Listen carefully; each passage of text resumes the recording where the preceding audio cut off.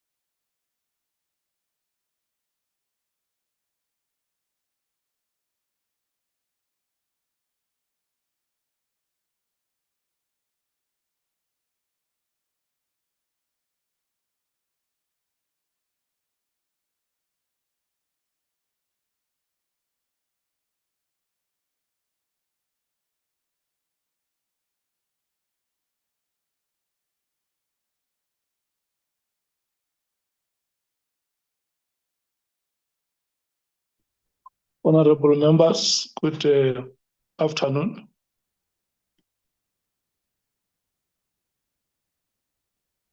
Good afternoon, Honorable Sangoni.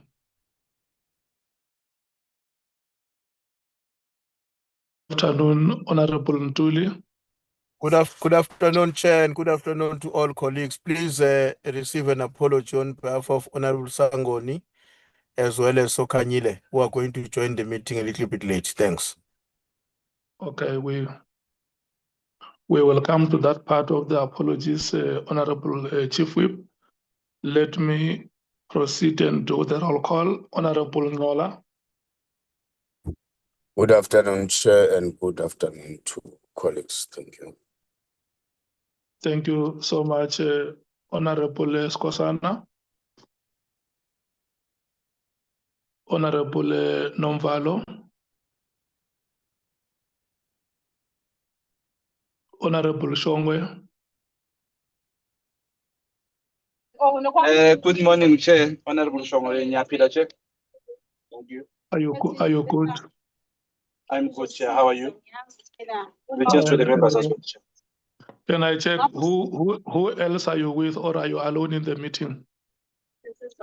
I'm alone, Chair. Honorable Skosana has been suspended still, and Honorable Nombalo is not available, still on party duties. Oh, okay. Honorable, Yes, thank you so much for that. Honorable Breitenbach.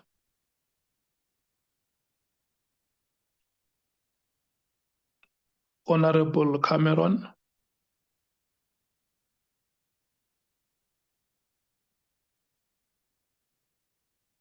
Honorable Jan Kolabanat. Good afternoon, Chair. Good afternoon to you, Honorable Thopa. Good afternoon, Chair. Good afternoon to you, Honorable Malema.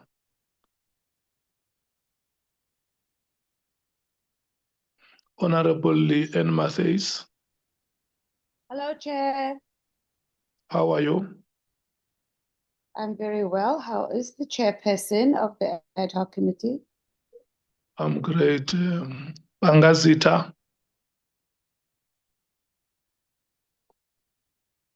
Honorable Mngango.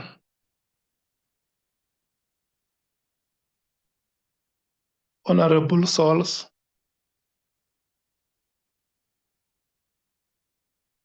Honorable Vessels. Good afternoon, Chairperson. Honorable James. Good afternoon, Chair. Good afternoon, colleagues. Thank you so much for your presence, honorable members. Can I check? Apologies, I'm rotating again the African National Congress.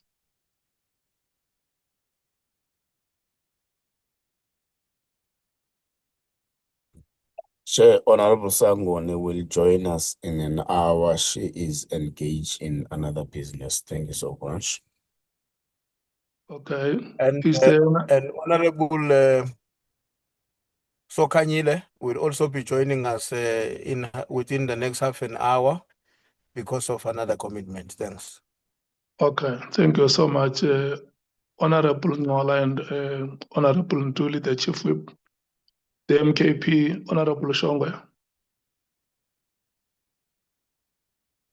Chair, in a checking, Shaila, I didn't get the question. Can I you come want again, to, please? I want to check if there are apologies on the part of your members. Okay, Chair. No, the only apology is Honorable Nomvalo, who's busy with party duties, and then since we all know Honorable Skosana is still being suspended. Did I get through, Chair? Yeah, no, we heard you properly. The apologies will be put on record. Honorable Kolabanat, any apologies from the Democratic Alliance? No, Chair, I'm hoping that both Honorable Breitenbach and Honorable Cameron will join shortly. Thank you. Okay, thank you so much. And I beg your pardon. I do beg your pardon. I will have to leave at 5 o'clock. Yeah, the meeting is scheduled until 5 today, unless you honorable members decide to extend it beyond 5 o'clock. Thank you. Honorable Matthews, any apologies from the EFF? Yes, Chair, Honorable Malemba will be joining us shortly. Okay, thank you. Honorable Mwango, has he arrived or do you have an apology, Mr. Ramano? Good afternoon, Chair. There is no apology from Honorable Mwango. Okay. Do we have any apology from Honorable Souls or has he arrived? Honorable Souls will join us later. I'm informed that he is traveling, but he will join us as soon as he lands. Okay. Thank you so much. Honorable Vessels? Thank you, Chairperson. Just as well, if we're not done by 5 o'clock, I will have to be excused. Thank you, Chair. Okay. And then the last is Honorable James. Any apologies, Honorable James? None from my side, thanks, Chair. Thank you so much. Good morning, good afternoon, Mr. Ramano. Good afternoon, Chair and honorable members. Yes, good afternoon, Ms. Van Zyl-Gous. Good afternoon, Chair, and good afternoon to each honorable member. Good afternoon, Ms. Silkstone. Good afternoon, Chair, and good afternoon to all members. Good afternoon, Dr. Kok. Good afternoon, Chair, and good afternoon, honorable members. Mr. Tejana, good afternoon to you. Afternoon, Chairperson, and afternoon to honorable members. And Dr. Tuli, good afternoon to you. Good afternoon, Chairperson and members and colleagues. Thank you so much, Chair. Good afternoon to the communications team of Parliament. Good afternoon to all members of the media who have joined us in this meeting. When my network still allows, I am sharing, I have switched on my video there for you to confirm that the person who is chairing this meeting is the Lekhanyane that you know. And when I run out of video data bundles, I'm going to switch off the video. Honorable members, let me take this opportunity and welcome you to this meeting.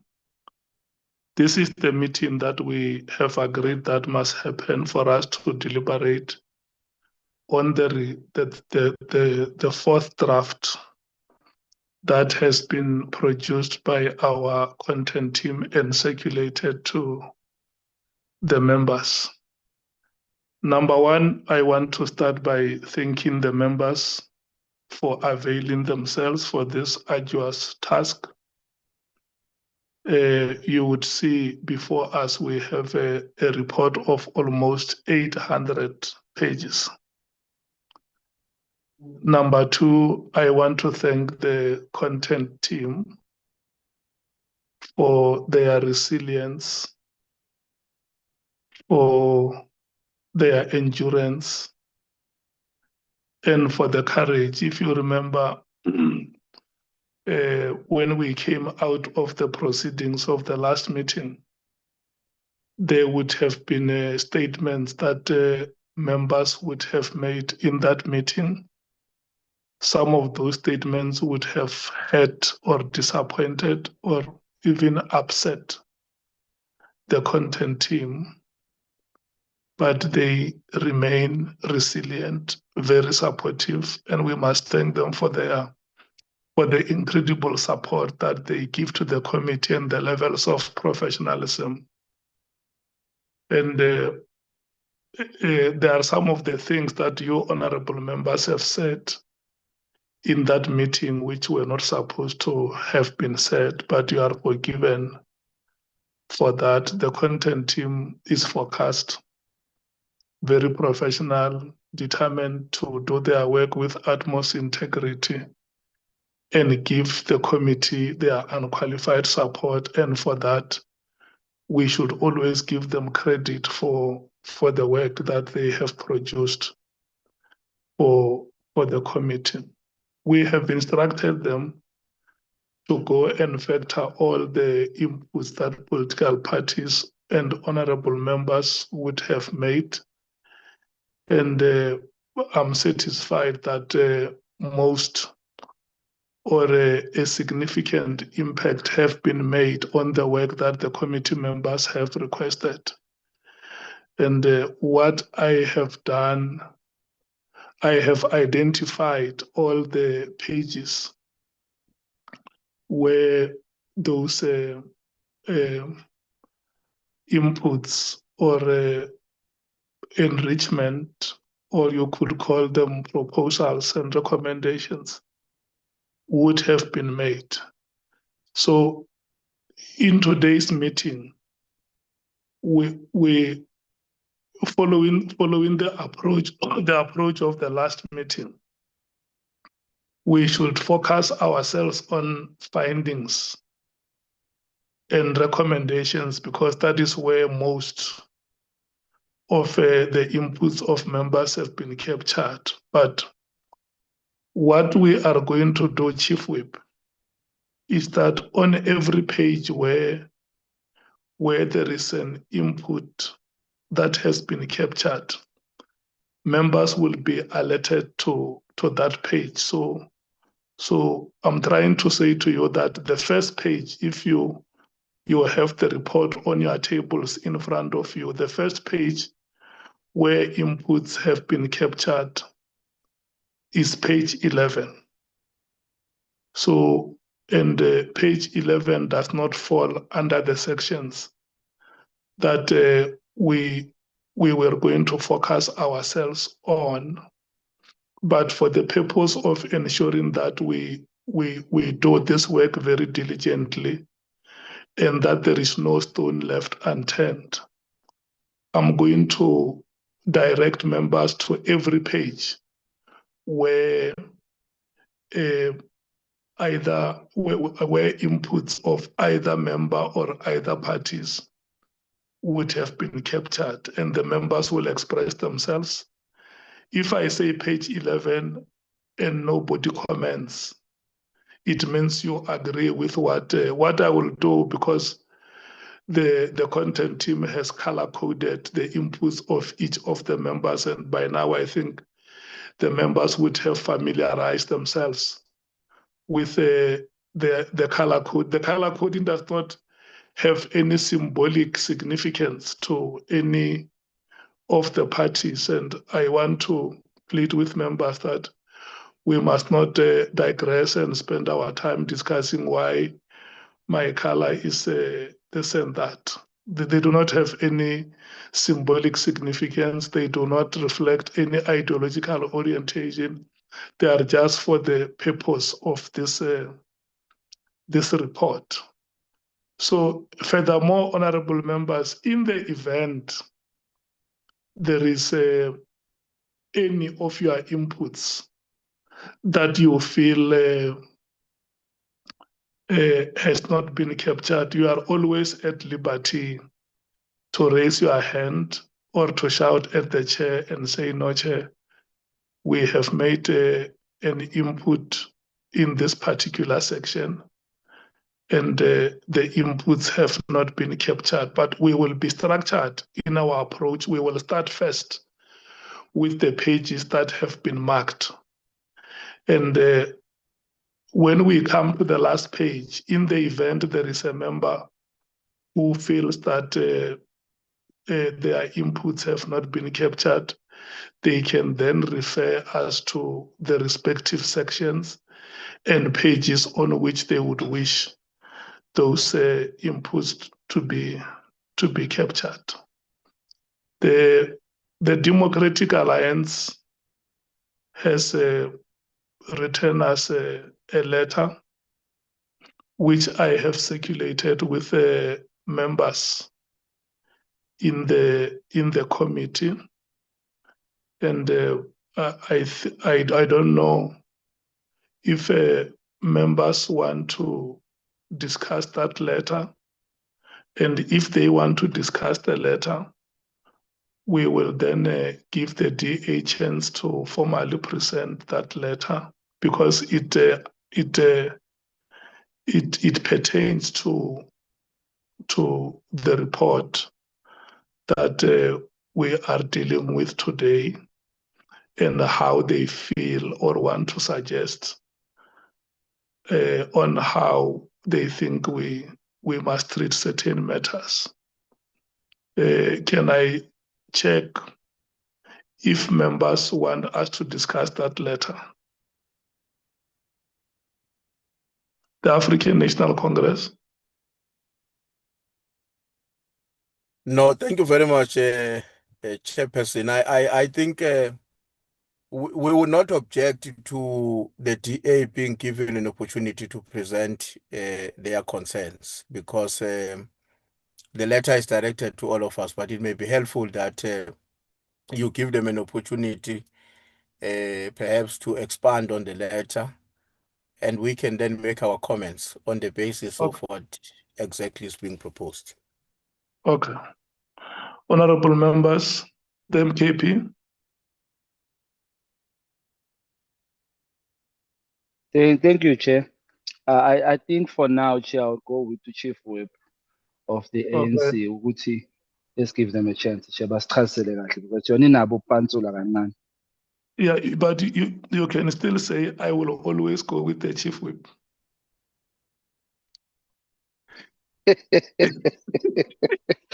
For now, Chair. For now. For now, eh? No, you must Yeah, you must remove that for now yeah, let's take it step by step. Let's take it step by step, Honorable Shoma. Honorable Matthews.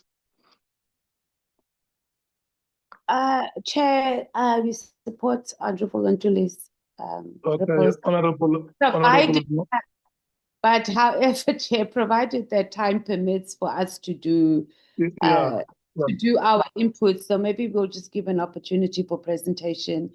Look, there's other matters that we still need to conclude with as a committee, so perhaps we can add that as an agenda item. Thank you. Okay. And then the IFP, Honorable Mngango. The PA, Honorable Sols.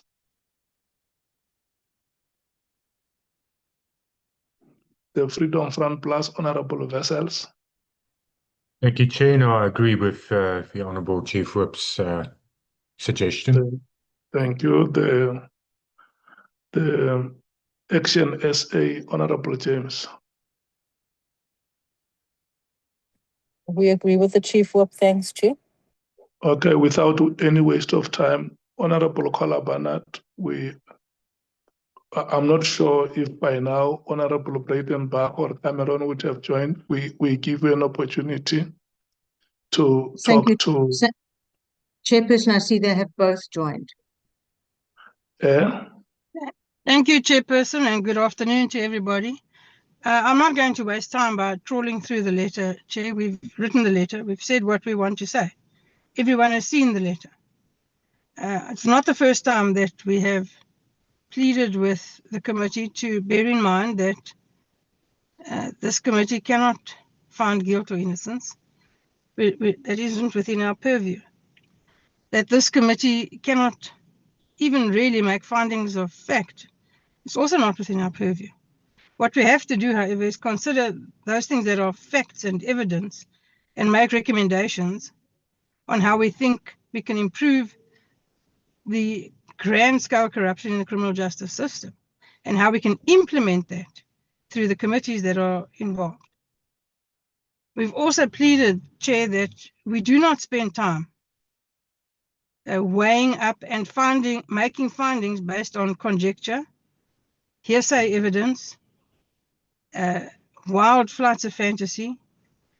We do not know all of what the truth is, and we do not know all of what the untruths are that were told to us.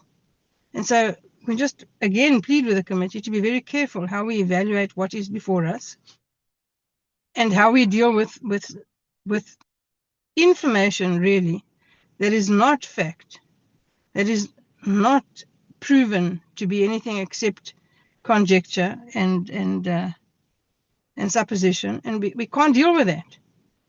And to force it into the report, Chair, is, in our view, with respect, misguided. We can't go to Parliament, we can't go to the National Assembly and argue on that basis. It will be both incorrect and possibly misleading. We just need to be careful, and the letter is meant to express those sentiments. And again, plead with all of the members to be very careful about what we include in our report. Thank you.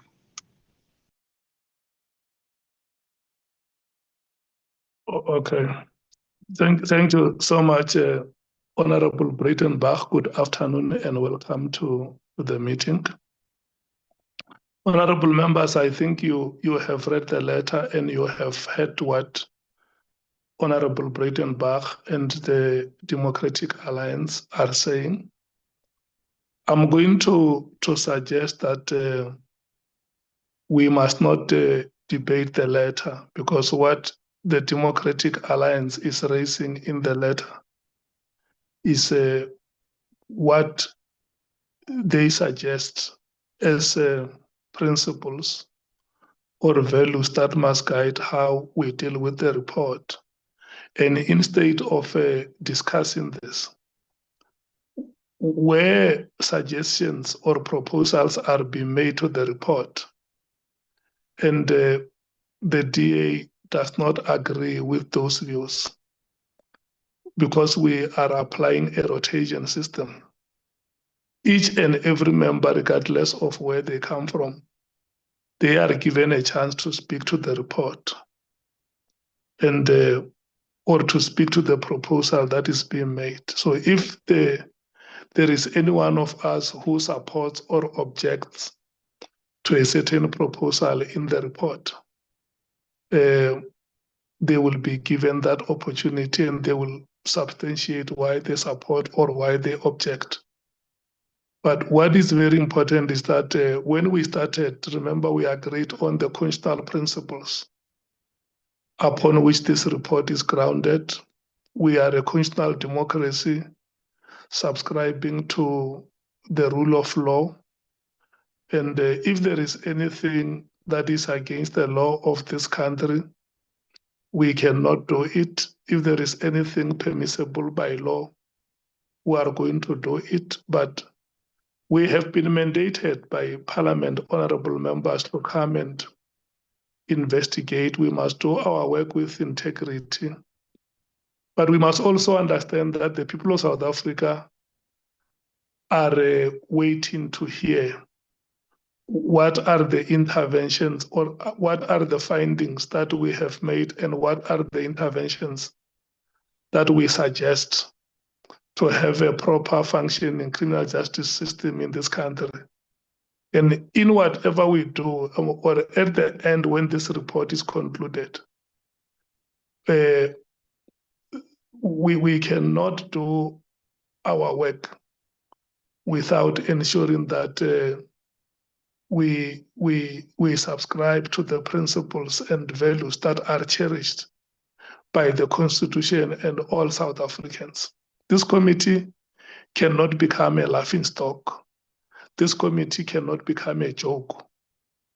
Where wrongs have been made or committed, the committee must come out very clearly and unambiguously and say there was a wrong here. Even the wrongs that we would have made ourselves.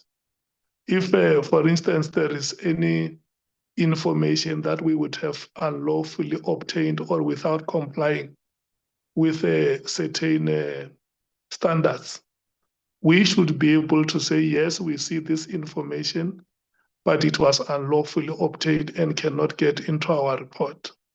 So I just want to say that instead of us going to discuss the letter, let's take the report, and where members agree with the version of the report, they will agree, and where there are points of divergence, members will discuss those points until they find each other.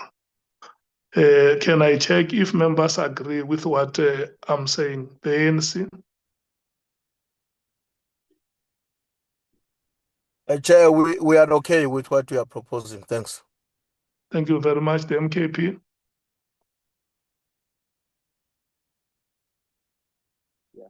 No, Chair, we are okay with the proposal as well, but but I'm okay with what you're proposing. Okay. The DA?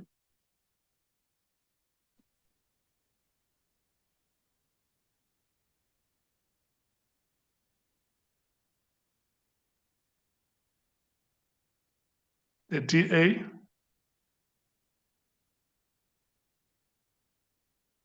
The EFF? Agreed with the proposal, but as the EFF, we just want to put on record that that letter was very unnecessary and undermining. But in the interest of time, we'll keep it moving, Chair. Thank you. Okay. The IFP? The PA?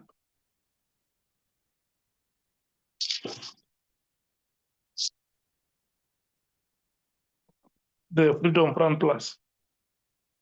Agreed, Chairperson. The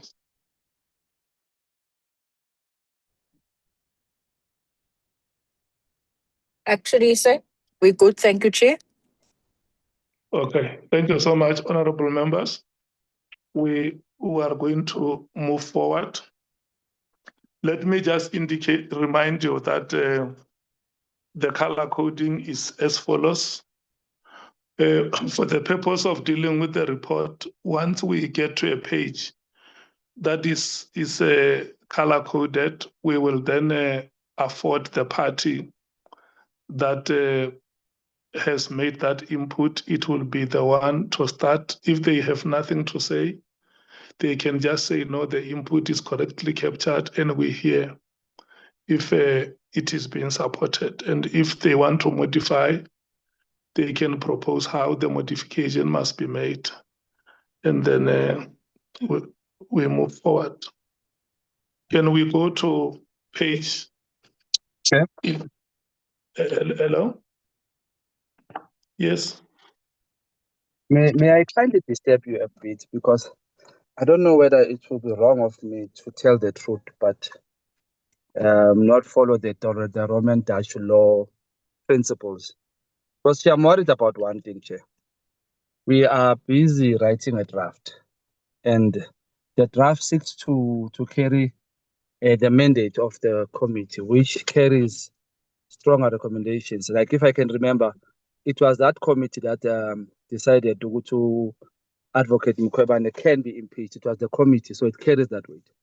But yeah, I worry because we have implicated members amongst us whom we don't know whether they are criminally involved or not. What's gonna be persuasion yabo or involvement yabo in this regard? Because we found out that about Honorable Ian Cameron are part of the people implicated, and it worries me. It's the same as writing this report with Uket Matlala, who is also alleged to have committed certain things. until it is clear, we can then say, I know, clear. So I worry in that respect here with how credible is our report going to be if we have people who are implicated and who are not willing to move themselves away from the committee, who are not even willing to stop and give us a chance to work, but they want to participate in helping us write a report. So how credible is this report going to be later when we find Uguti they are implicated and the allegations were true on them? Will that not hamper our report, Chair? That point worries me a lot, because it's the same as writing a report with Kate Matlala, with Fidel Adams. They are not different with those people who are alleged to have committed certain things, because they are there. So I just want to know and ask, Chair, I might be wrong, but I'm asking, Chair, won't we be affecting or denting this report when we continue with implicated people in this regard? Just a question, Chair. Thank you. Yeah, let me say to you that we are starting the deliberations on the report now. There is nobody who has been implicated until the committee comes out with a common version that here, this is the finding that we are making. Number two, this is an old matter in the committee. We debated the matter of conflict of interest when we started with when we dealt with the terms of reference, but in our subsequent committee meetings, we also discussed that, and the committee agreed. Remember, we even sought a legal opinion. Number one, the rules of parliament do not allow us to remove any person from this committee. Number two, the legal opinion also confirmed that, because some of these matters, Honorable Shongwe, you will agree with me that they are unprecedented. You know, when you deal with the work of the ad hoc committee, you are going to learn things that will not have been covered by law. And maybe as we move forward, we can improve on our rules as Parliament to cover certain aspects, particularly with regard to conflict of interest. But so far, let us not treat this report as if there is anybody who has been implicated, because this remains a draft report. We may be at the point when the committee has agreed on certain findings.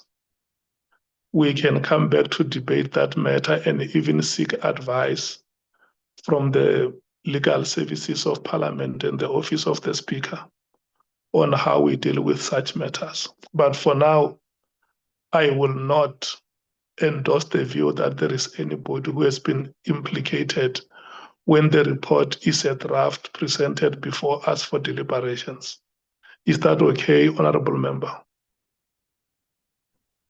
Chair, it's not okay at all, because Chair, we are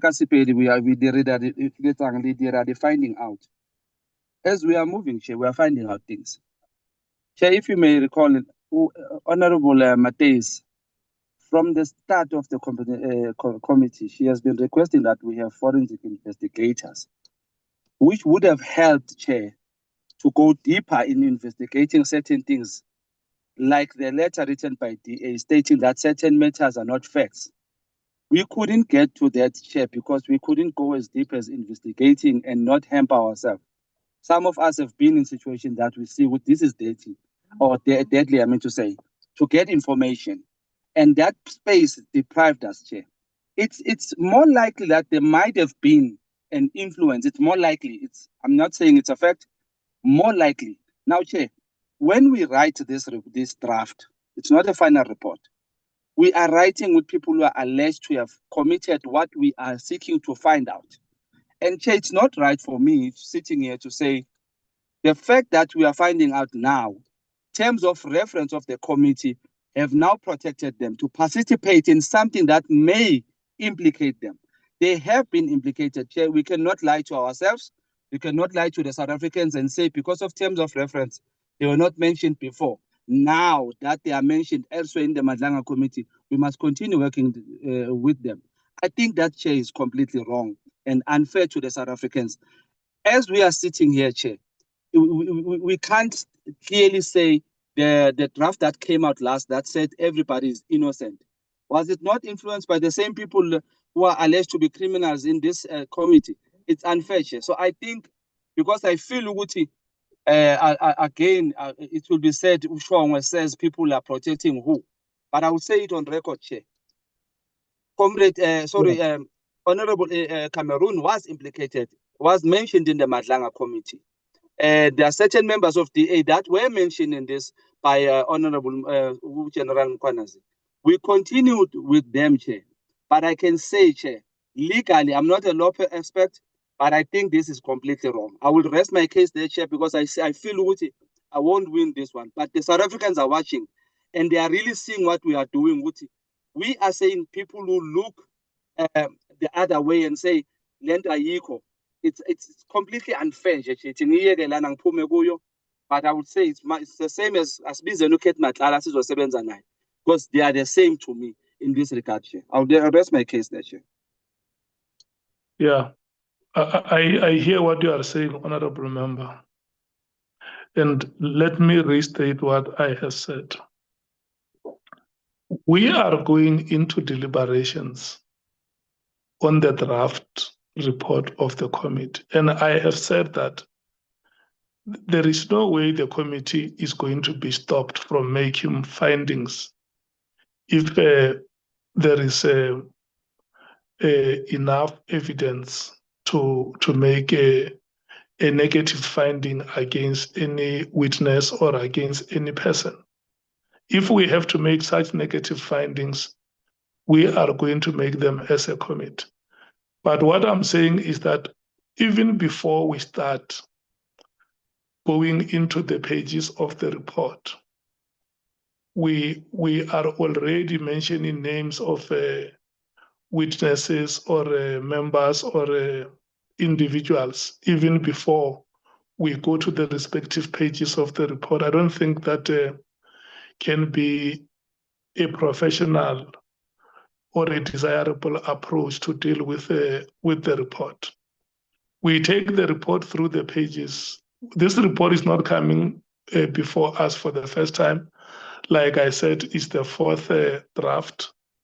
And we have instructed the content team to go and do what we wanted them to do. They have done that. I have said that we are now identifying the pages where those inputs have been factored. And I have further said to members that if there is any one of you who feels that there is a particular matter which is not covered in the report, you can always raise that matter when we are in the relevant section. But for now, let's be structured in our approach and take the report as I advise.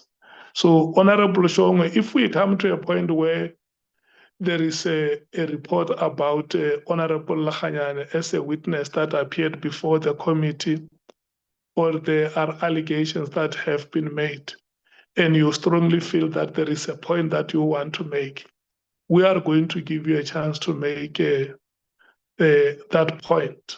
And the meeting will deliberate it. If the meeting agrees, the proposal that you will be making will be part of the report.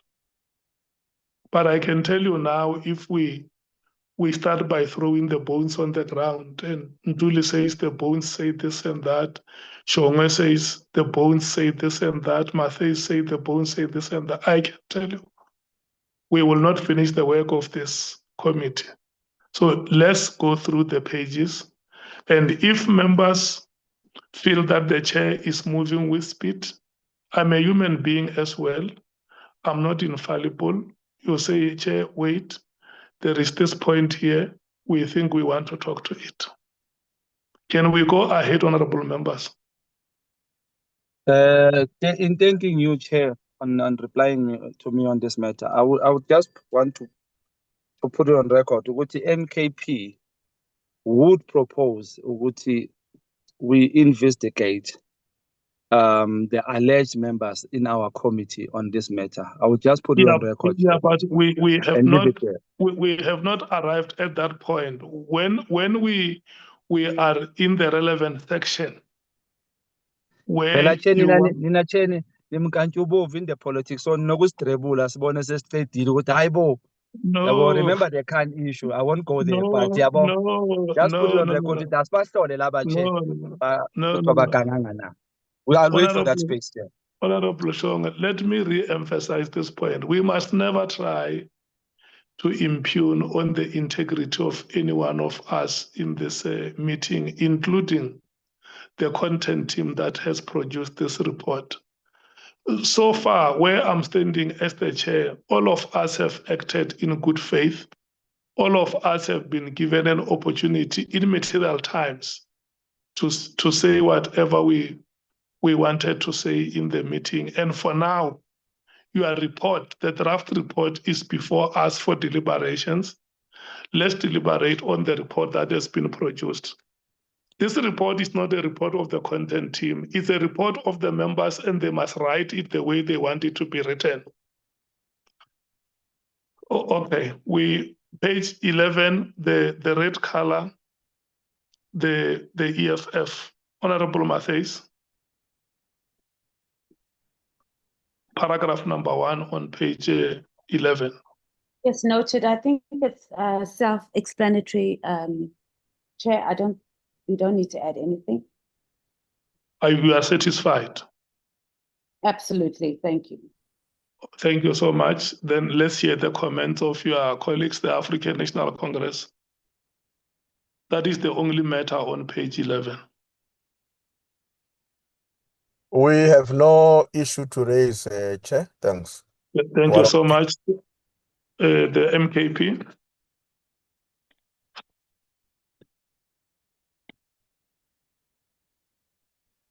No comment, Chair.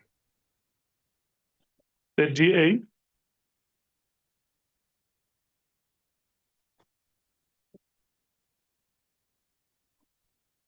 The Chairperson, IFP. I beg your pardon. Yes. Yeah, thank you. I fear this is exactly what was spoken about in the letter by Advocate Breitenbach, that it is actually, there are issues mentioned here that are not part of the mandate of the committee. So I would ask that this be revised. Thank you. What is your proposal? Well, it's saying to determine about, for example, corruption. This is not an investigative police body or investigative body. So for this committee as MPs to determine corruption and other issues such as that, it's just not, we don't have the ability. We don't have investigators, detectives, and the rest attached to this committee. That's the problem. Thank you. So on this proposal that is here on page 11, what do you suggest must be written?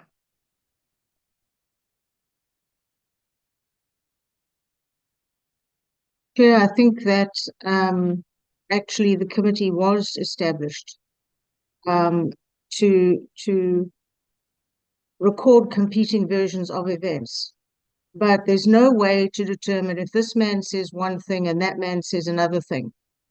We are not investigators to determine which or other is perhaps leaning in a direction one might consider to be a lie. How do we tell? We don't have that investigative ability. So if we have to determine by this person the way they spoke, no, they must be guilty, we are totally out of order, and it's not what we're put here to do. So I don't believe that that we are here to judge and to determine corruption and the like. It's just not our purview. We're here to look exactly as the Advocate Breitenbach's letter says, to look at ways to improve matters and not point fingers of guilt or not. that's not our purview at all.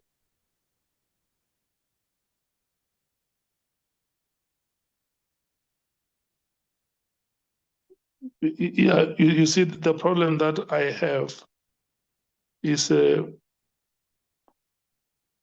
I want to understand what is it that is on the proposal that you disagree with, and what do you suggest must be written there? If you think the proposal must be taken out or must be modified, you can state that. So that, Okay, yeah. I believe that the committee was actually to recount competing versions so that people reading it may compare one version to the other. It is not for this committee to determine corruption, misconduct, and the like, because we don't have the ability to do that. So I would end it, I would say the committee was merely to recount the allegations and record competing versions and highlight those competing versions, and the rest should be removed. Thank you. Okay. The IFP,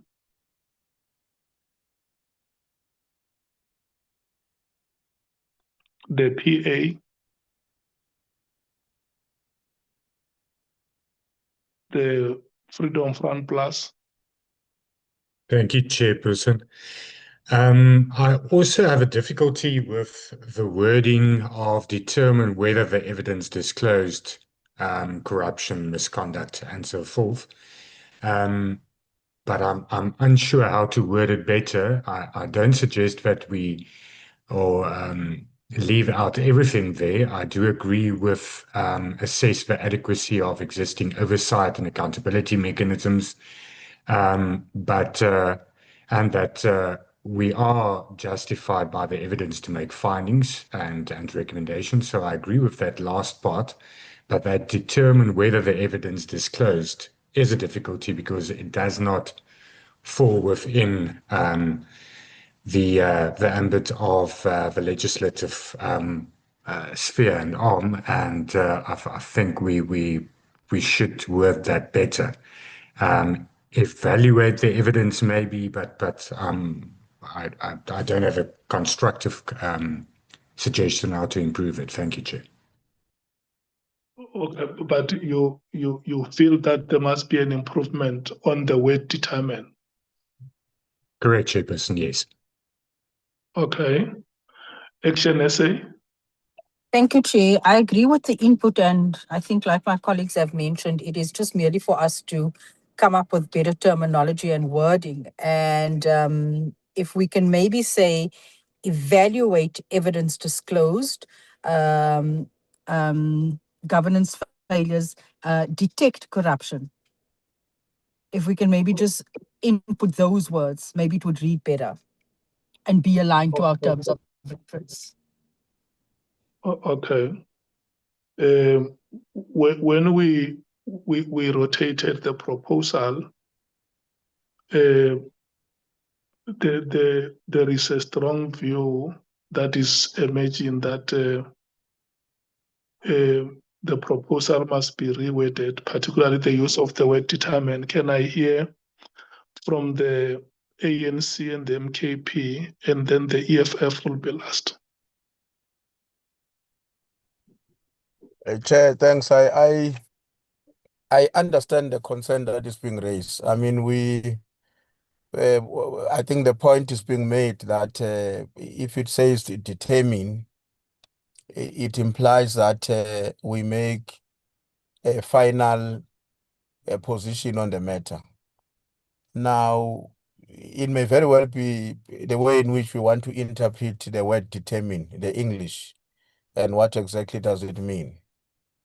But certain determinations can still be made by the committee, even if they are not at the point at which the next step would be as what would be the case in an event where this is done by some law enforcement agencies in relation to corruption in particular. But we can determine that there's a governance failure as Parliament. We can say as a Committee of Parliament, the information before us justifies a position in our view that makes us to come to the determination that governance processes have been fundamentally weakened or undermined. So we really do not have, Chair, a very strong view that keep or remove determination or determine on the submission made by the EFF. We will be fine with or without that determine in terms of our reading, because we are reading it in context. This is not a determination against a specific individual. We are reading it in the overall context of what was meant to be our mandate. But it's a matter that really we're not married to it being in or not in. I was just explaining our own reading of what it meant. Thanks. If we say determine and or evaluate. Yeah, that's even probably covering the concerns that others have raised. Thanks. Honorable Shonga. Thank you, Chair. Thank you, Chair. Chair, DA is deeming our committee useless. Because if you may recall, Chair, Section 194, the committee that found against public protector, Mkhwanazi, it was only EFF and ATM that rejected, but DA was the one that pushed for it. So it can't be a good, Chair, in this regard. We are saying the committee, we have no finding, we can't be having our findings and all these things. It doesn't make sense, Chair. Which again, it comes to the part that when we sit with implicated people, we can't find ourselves finding the direction proper and correct, because people are trying to protect their people in this regard. So, Chair, I say I still move with we must actually find a proper way in working on a situation as big as now. So I submit that, Chair. I'm leaving. The EFF. Thank you, Chair. This is actually very clear. It says determine whether the evidence disclosed. So if there's no evidence disclosed, obviously nothing can be determined in that regard. So it's clear with that, but we're not tied to the word determine. If we want to use the word, what was the other word that was suggested? Evaluate. That's fine as well. Also, the word corruption, I think we can remove it or say, I think Honorable James suggested that we use the word detect corruption, then that's fine. But misconduct and disclosed government failures is definitely part of our mandate of the committee. And if we go to the NA, our resolution is very clear. It says the NA resolution, the resolution of the NA, and the mandate to the committee is to investigate the veracity and the implications of the allegations made. So the word is there, and it is to investigate. We mustn't run away from that. Whether we can make certain determinations, criminal investigations, we take that. We don't have the mandate of that. Can we make determinations of government failures? Yes, we can, if there's evidence before the committee to do that. So I think we are in alignment. Thank you, Chair. Okay. So it means we may have to break the proposal and qualify it for instance, in areas of governance failures, the committee can make determinations. Can I check Christine or Nicolette? Did you capture the essence of what the members are saying? Yes, Chair. We've caught it. We've captured. I was just wondering whether it would be as a suggestion that we sort of said something along the lines of evaluate or assess or consider whether the evidence just go, maybe we could even put in something like reasonably. Somewhere in there, just to kind of like, because this is talking to we've investigated, we had our hearings, and now we are assessing what was put before us. Okay. But yes, we've captured all of that, and we can follow what the members have said and the wording that they've suggested. Yeah. Yeah. Okay. The next page is page 13. The EFF again. There is you just added a phrase there.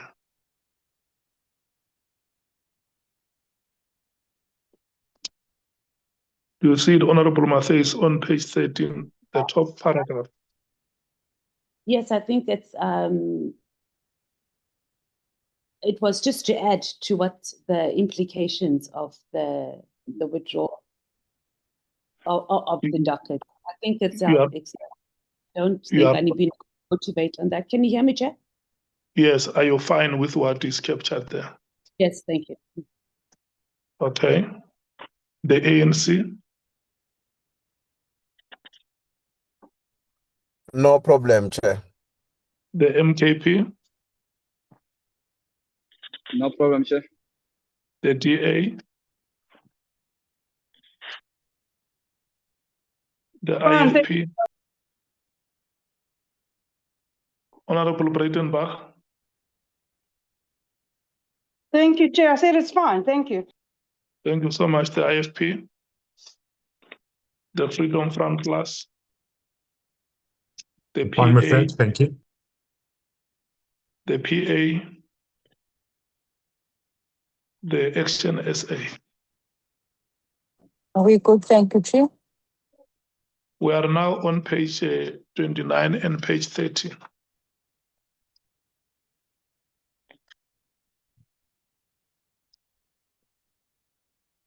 Page 30, I mean 29 is the Action SA.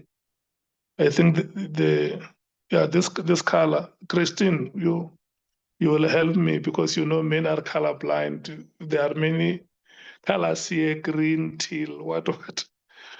The color on page 29, is it Action SA or who? Chair, it's Nicolette, it's the MKP. Oh, it's MKP. Honorable Shongwe.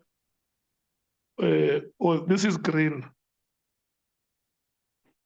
Honorable Shongwe. The green looks different, Chair. No, Chair, I think it's captured. Yeah, it's fine, exactly, Chair. You are fine with the capturing? We are fine with the capturing, Chair. Yes. The ANC? We're okay with that capturing. The DA? Fine, thank you. The EFF? Perfect, thank you, Chair. The PA? The IFP? Freedom Front Plus? Fine with that. Action SA? We fine, Chair. On the bottom of page 30, Honorable Matthias? Captured fine, thank you, Chair. The ANC?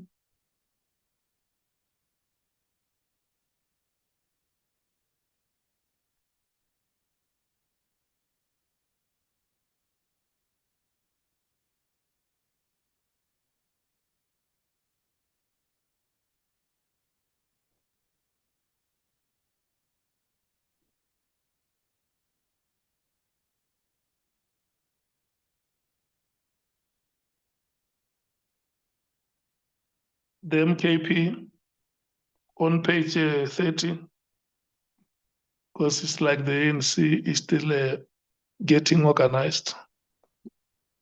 Yeah, Chair, I was just finalizing reading it. Can I give it a second, please? Okay. Let me give you a minute, all of you, to go through page 30. It overlaps to... Chair, can you hear me? Chief Whip is on page 30 and page 31. If you can just get a minute and read both the bottom of page 30 and it appears again on the upper part of page 31. Okay. So we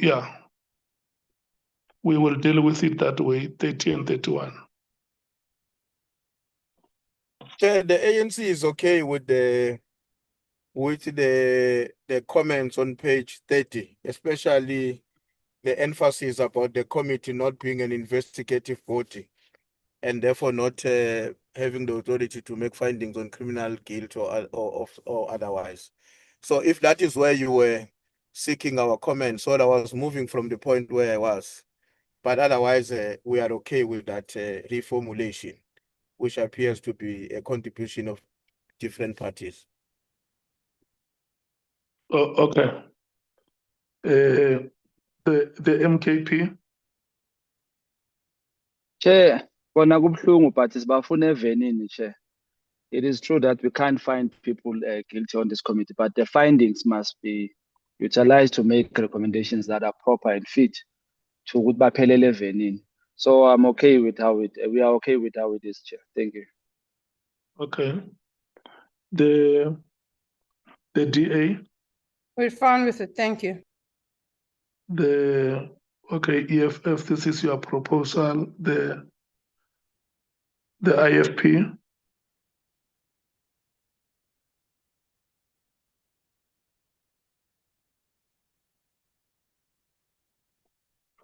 The PA.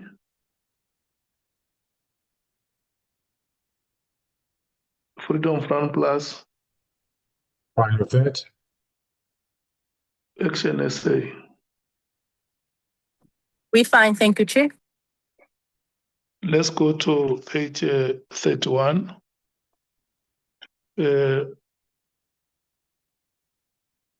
My assumption is that the honorable members were dealing with that paragraph because it starts at the bottom of page 30 and it ends at the top of page 31. So the next input on page 31 following the proposal of the EFF will be the Democratic Alliance. Honorable Breitenbach, what is your take on that proposal? Are you happy? I'm just busy reading it again, just a moment. Yes, we're happy. Thank you. Okay, the ANC.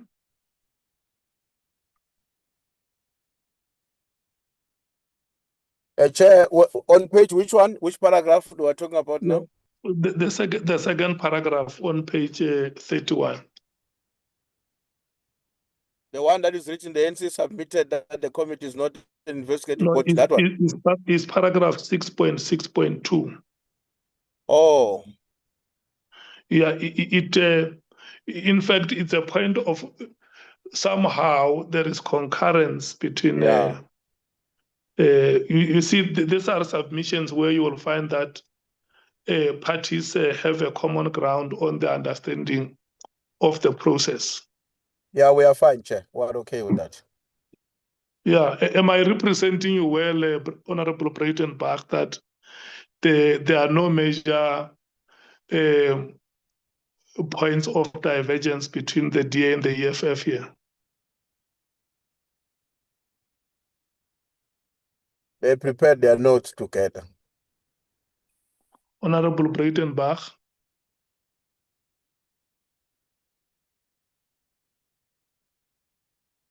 Chairperson. Hello, Honorable Sopa. Hey, what are you asking me? Sorry. DA. No, I wanted to check with you that are you happy that what has been submitted by the EFF and the DA do not have material difference? Where is what the EFF submitted? That the committee does not necessarily pronounce on guilt or innocence. So from page... Yeah, okay, flip up a little bit. Let me read down. Yeah, I want you to read 6.6.2 and 6.6.1. Yes, I'm trying to read 6.6.1, but now I've read those 4 lines. I need to see more. Okay.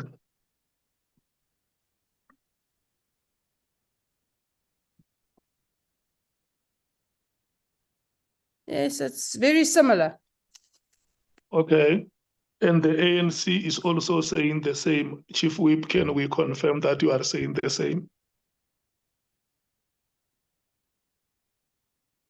6.6.3, 6.6. The purple is the African National Congress, Chief Whip. On page 31. Yes, Chair, you wanted me to confirm if it is properly captured. Yeah, and that there are not necessarily material differences between what is said by the EFF, the ANC, and the DA. Sure, we agree. So that the drafting team can find a way to reconcile what is captured there. Okay. Yeah, they can just take the ANC formulation, then the other parties will be fine. Okay. Can we then, because this formulation, Christine and Nicolette, if you are following me, this formulation is starting on page 30 and then it ends on page 32. Can I check the ANC, the DA, and the EFF generally agree that the paragraphs can be reworked? There is common ground. Can I check the IFP, the PA, the Freedom Front Plus? I agree, Chair. The Action Essay.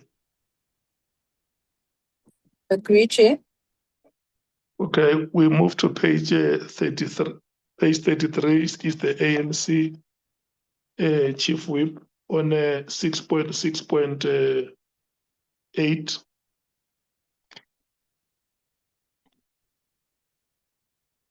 On the balance of probabilities.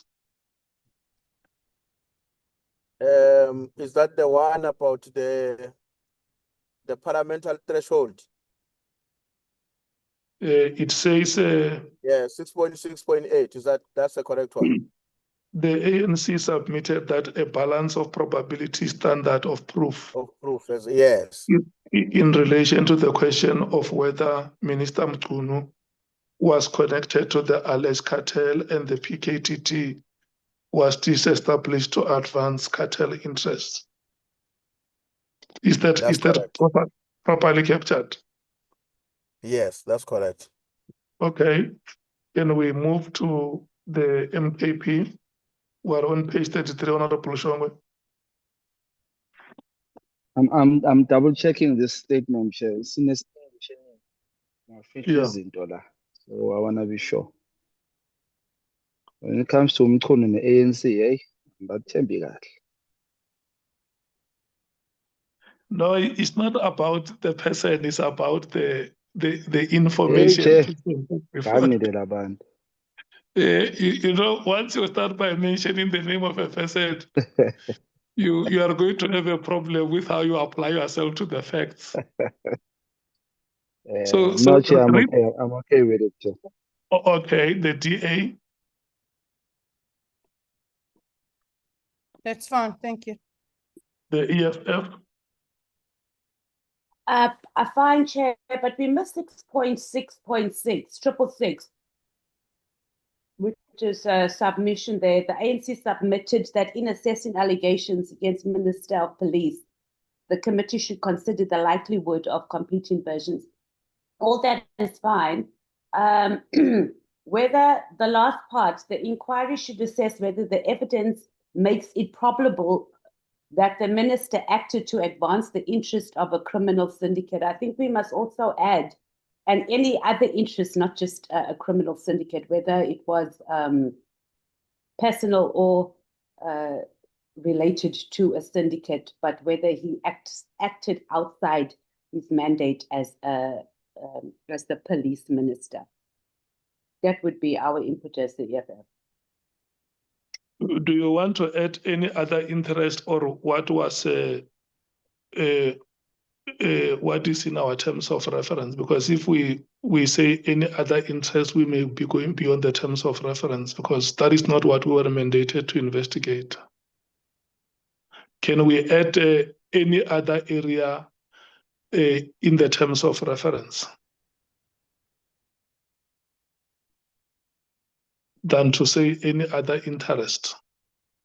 Okay, I agree. I think what we can say is that or interest outside his mandate as a minister of police, because it might not have been related to a criminal syndicate, but it might have been related to something outside of that, and it's outside of his mandate as the minister of police. I think we covered like that. I'm not bandele good.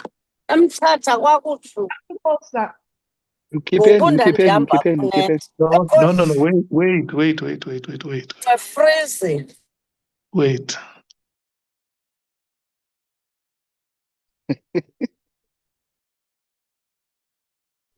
You are muted, Chair. You are very much muted. Yeah, the person who was speaking here muted me. Okay. I'm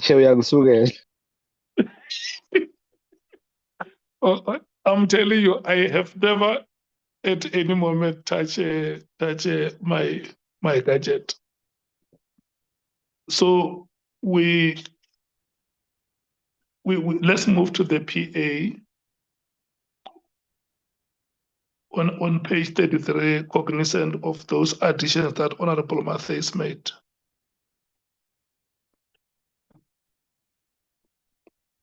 The IFP, the Freedom Front Plus, Agree with both, thank you. Action SA, Agree, thank you, Chair. the submission on page 34 is made by the Patriotic Alliance. Honorable Sols, if he might have joined the meeting, can he confirm that the submission has been properly captured? Sorry, Chair, I am lost, Manjala. We were on 666 and then I went 6.8 now. We are now on 6.6.9 on page 34. 6.9. Yeah, go to page 34, 6.6.9. We're dealing with the submission from the Patriotic Alliance. 6.8. I was worried about the 6.8. Is it the one that speaks of minister? We must be clear, Chair, on that one, 6.8. I wanted to comment on that. I don't know whether I missed it. Honorable Shongo, you can go back to page 33. That is where 6.6.8 is, and we are ready to hear what your view is. Okay, thank you, Chair. No, our view must be clear, Chair. Minister Mkhwanazi was wrong in disbanding the PKTT. We must be clear on that one. Singayibhali in a way that is ingcono or yenza ngathi no wenza iphutha. No, he was wrong. We are not on the findings. No, that's not a finding. It's how we put it, Chair. It's not a finding. He was nje. Asibeke nje ukuthi hayi naye uzibonile naye uyavuma lakho. Yeah, but I'm saying the point that you are proposing now will be relevant when we deal with the findings. Okay, Chair. No, then it's fine. He might be having. Do you hear what I'm saying? Because you are already speaking to a section that we are yet to reach. No, Chair, ukuthi ngigade umzila. So angifuni siyibhale is confusing ngathi sithi hayi ungcono akenzange iphutha. Wrong. Yeah. Okay, thank you so much. The ANC on page 34.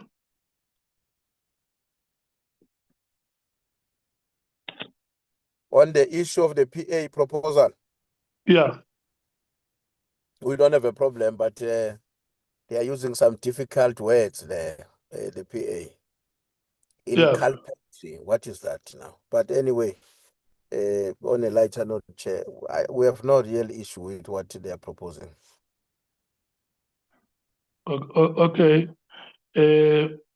Maybe even before you deal with it, because it says the committee has sought to consider both inculpatory and inculpatory. I think there is a repetition here. No, it's inculpatory and exculpatory. No. You know, when you have Who's not seen that? many, Polo? when you have not seen many things in your life, you are able to read inculpatory and exculpatory. Yeah. This shows that my eyes have aged. I've seen a lot now. Chair, lana kubonakala ngathi this was written by Moses or David in the Bible. No. Yeah, it's King James. Inculpatory and exculpatory material relating to each person or institution.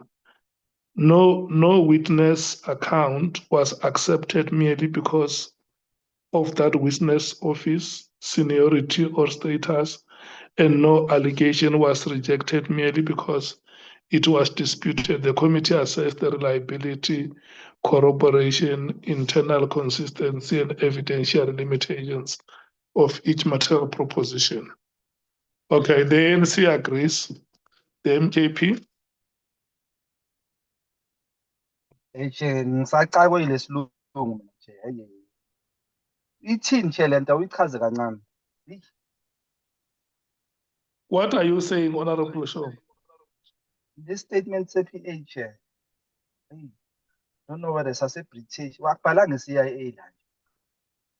Very difficult to understand this sentence.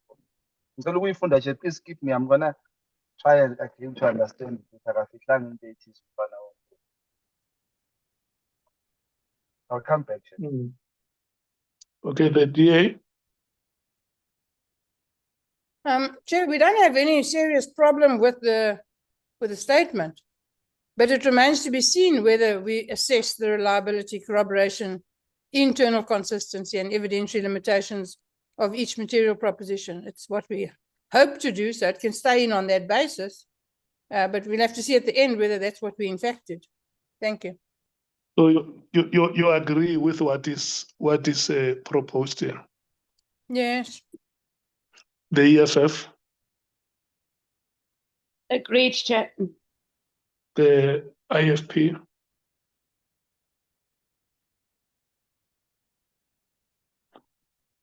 The PA?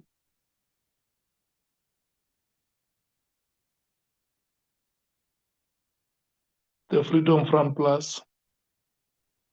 No, it's fine, Chairperson, although we've had the discussion now about we are not in a position to determine guilt or innocence. So it's actually unnecessary to include inculpatory and exculpatory material. But I don't have a big problem with it. Thank you, Chair. Okay. MKP agrees, Chair. MKP? Now we're okay with it, Chair. Thank you. Thank you so much. The Action Essay. Yeah, no, Chair, I was still busy Googling some of these words so that I can have a proper understanding of this paragraph, actually, but we're fine with it. Okay. The next page is page 35.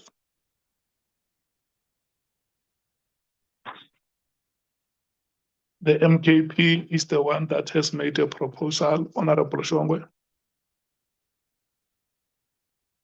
Can they scroll up, Chair? Yeah, no, Chair. We're okay. If it's the one on the top, yeah. We are happy with it, Chair. Unless it's changed on your side. Where is it on your side, Chair? Not on the screen. Go to page 35 or just look at this. I mean on the screen. Yeah, I want to check on the screen, which is the same as what we have shared, because isn't it a sheet and no, Chair, it's not on the screen, Chair. Just Page 35. oh, okay, no. We are okay with it, Chair. Just read it. You see it on page 35. On my side, on page 35, I see, Chair, but the secretary on the screen is not on the same page as we are, Chair. So I want to double check whether we're on the same page. Oh no, it's 36. I'm sorry. It's about reporting minority views. I'm sorry. I want to show you how you can't like it. See MKI in that. It does not change on the screen, Chair. In fact, let's do this before we go to 35 is the EFF. I'm sorry. Honorable Mathe is on inferential reasoning. That is what is on the screen. Chairperson? Yeah, there's nothing on 35 that's from us. It's 6.6.12. Chair? No, that's not us. Hello, It's the hello. PA. You're colorblind, Chair. The PA admitted that in assessing the evidence, the committee distinguished between verified evidence. It's not EFF, it's PA. Oh, yeah. No, the color. Bonani, you wanted to say the color is the EFF, but the submission comes from the PA. No, Chair, the we are color showing is. your age. Chair, something along those lines there, but the submission is from the PA. Yeah, because the color is, if you go to page 35, honorable members, paragraph number 2, under 6.6.12, you will see it is in red. Not Oh, red. got a chair. Chair, got a Nkosiam. Chair, this is orange. This is burnt orange, Chair. Yeah, burnt orange is the correct, a correct color. I told you there. Are you in the dark area? Yeah, I have a torch here because your honorable member, honorable until I want to. That is why you can't see some of these colors, Chair. Yeah, no. You know, I have read many reports, Honorable Chief. You have been a secretary, you know. When you have seen many reports, the eyes are gone. Okay, it's the PA on page 35. Can I hear what the members are saying on page 35? The ANC. On the PA submission, we are okay.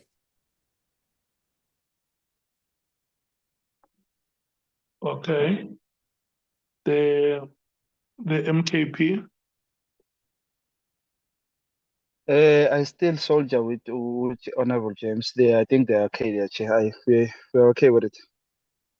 Okay. The Democratic Alliance. Thank you, Chair. We're fine with it as long as at the end of the report we can still say this. So it remains to be seen whether it will be correct at the end, but we have no difficulty with it being there. Okay. The EFF. No problem, Chair. Okay. The IFP.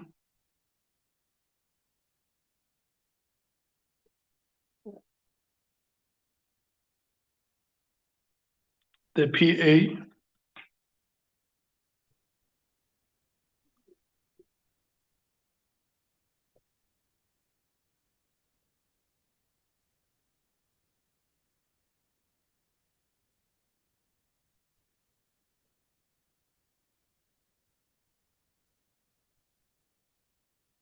The Freedom Front Plus. No problem with that, Chair. The Action SA. We're fine, thank you, Chair. Okay, let's go to the next page, which is page 36. The MKP Honorable Shongwe has already confirmed that It is, Chair. they are happy with what is captured.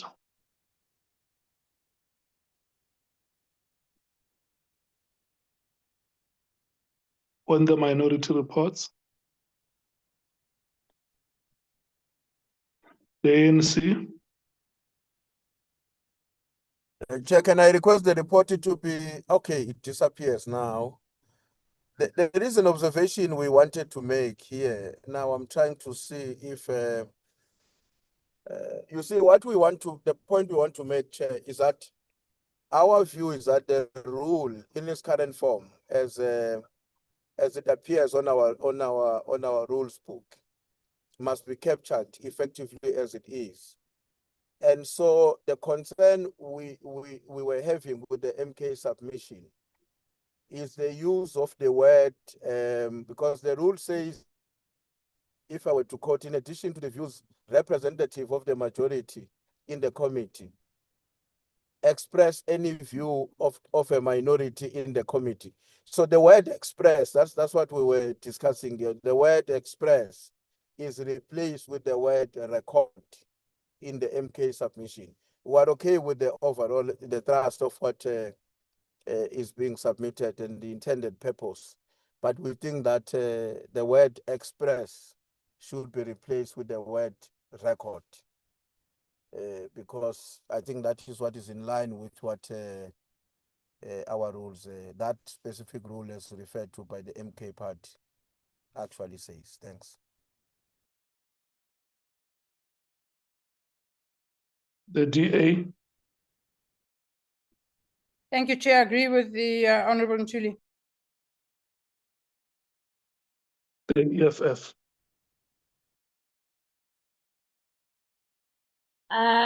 Chair, there's not much difference between record and express, but I think on the safe side, we can go with how the rules capture it. Thank you.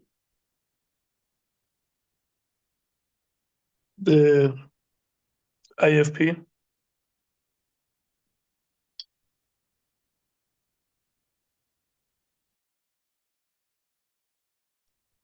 The PA.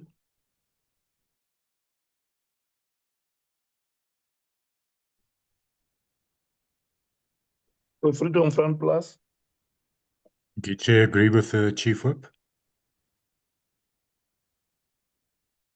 Action SA. We're fine, thank you, Chair. Okay. We shall then move to the next page.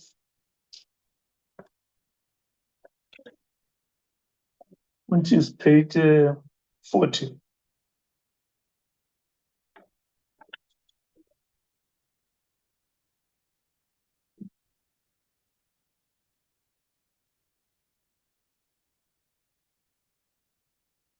This color is purple. The African National Congress. 7.1.2, Chair. That is our submission, and we're okay with it. Okay, the MKP. Can I be skipped, Chair? I just want to double check it. It's ANC, Chair. Thank you. Okay,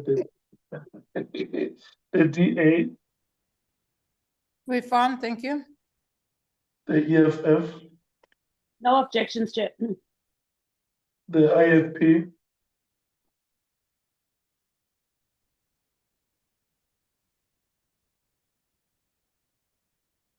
The PA.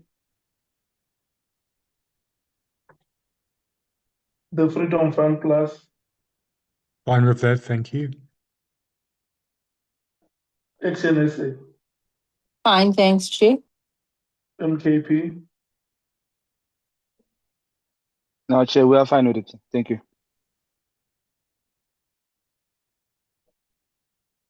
Okay, page 41.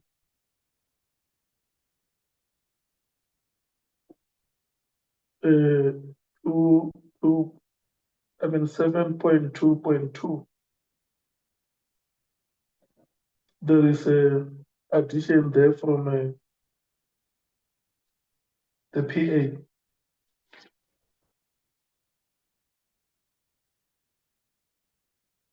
An addition of singular and plurals. The ANC. Yep, okay. Authority or authorities. That's page. Which page is this, Chair? It's page 40. We have no problem with that. Okay, the MKP. Hayi silungile Chair ayinankinga ngadlula. The DA. Thank you. The EFF. Fine, Chair. The IFP.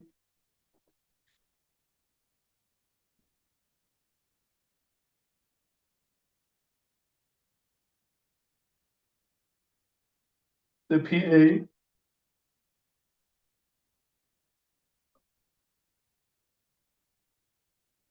Freedom Fund Plus. Fine with that. Action Essex. We good, thank you. Okay, page 41 and 42, Honorable Shongwe. That is the submission of the MKP 7.3.2. Is page 41 and 42. The bottom of page 41 and the top of page 42. It's okay, Chair, it's as we submitted. Thank you, Chair. You are happy. The ANC.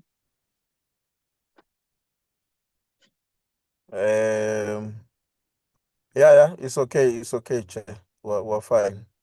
But the DA. only, Okay. I'm just sorry, Chair. Maybe, Chair, can you pass? Let me reread it properly because there's, yeah, please pass to the next one and let me come back. Okay, let me give all of you a minute to read.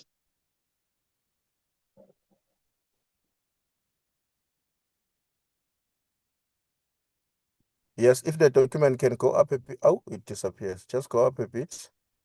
Yes, thanks.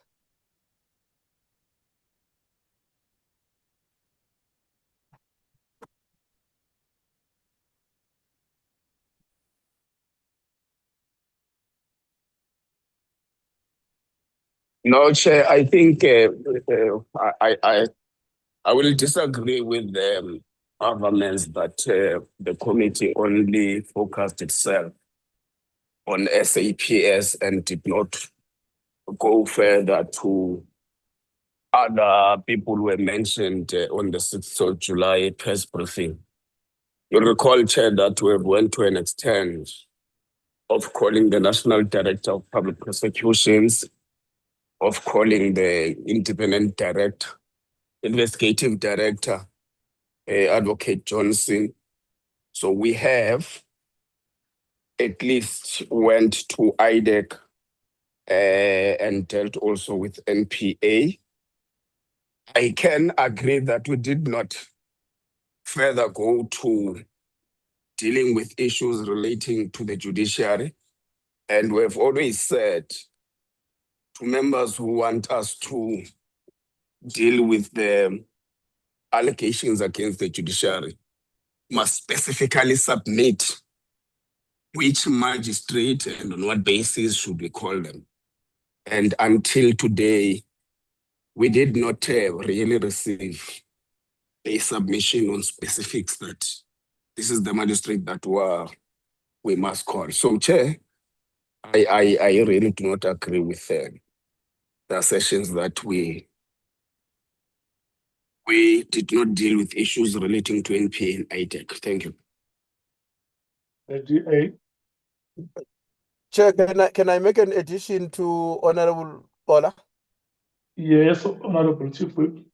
Yes, just a very brief one. He has adequately dealt with the issue, but I just want to make the point that the way in which we carried ourselves in dealing with the matters before the committee was also to a very large extent influenced by the direction of the information that was at our disposal.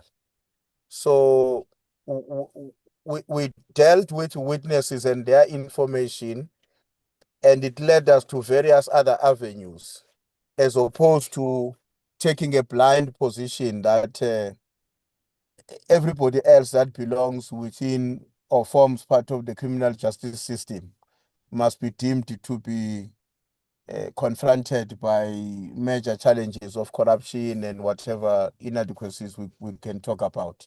So I wanted to make that addition that it would have not been a conscious decision that there are certain people we want to hide to protect, or certain institutions that we want to protect. But the question was, what information are you getting, starting with the first witness, which was Lieutenant General Mkhwanazi, and the subsequent witnesses? So the lead was essentially informed by the direction of the information we wanted to ascertain more and further, given what we had. Thanks. The DA. Yeah, we agree more or less with the input of the ANC. We don't agree with this at all. Thank you. The EFF. Yes, Chair, I think it's captured very roughly and incorrectly. So we'll go with the input of the ANC on this one thing. The IFP.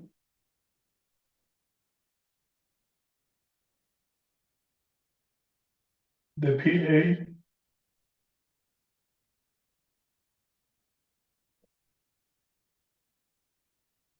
The Freedom Front Plus. Yes, Chair, we also do not agree with how it is captured here. The XNSA. No, I also disagree with how it's captured here, Chair. We're going to have to rework the wording. While we agree that there were loopholes and shortcomings, I recall General Mkhwanazi speaking about a cabal, and we went and we only called the head of IDAC. We may have missed a lot of people that we should have called, but I don't think we can possibly put in a report saying that a major, especially words such as a major shortcoming and a monumental failure, that reflects on us, if anything. So I disagree with how this was captured. Thank you, Chair.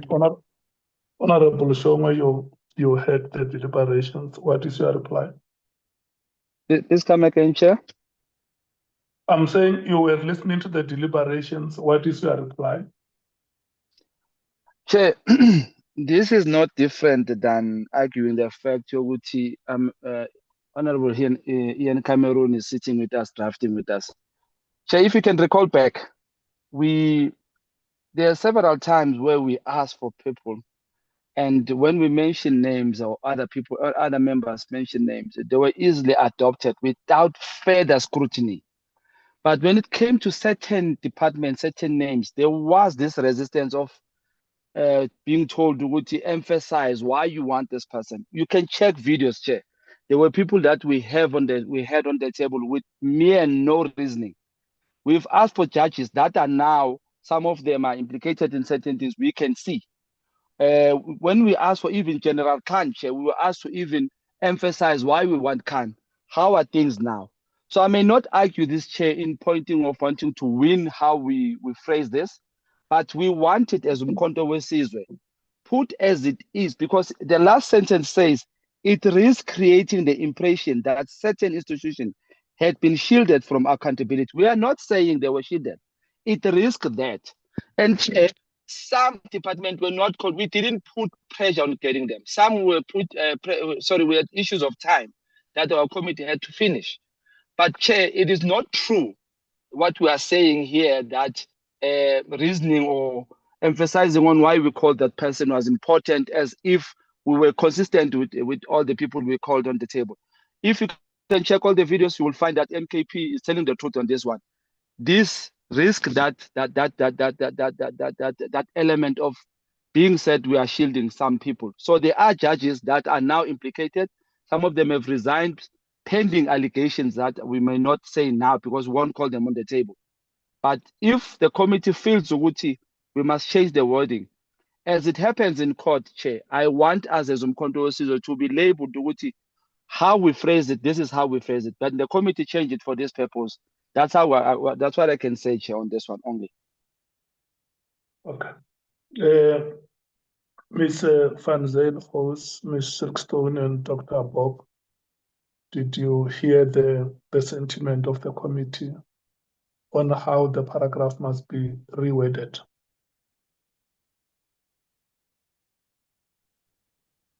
And Chair, if I may ask, Yes. exactly which word is wrong here, Chair? Because it's what happened. Yeah, Why also, must it Chair, be what happened? I don't think, Chair. Yeah, honorable members, let's do this. The weight of the committee is carried. The committee has unambiguously expressed itself that the paragraph must be reformulated. And we were here, all of us, and it was us who were making decisions on which witnesses and which institutions are going to be called to appear before us. So we can't go back. The committee has expressed itself on how it wants the paragraph to be reformulated. I want to check with the content team if the sentiment of the committee has been carried.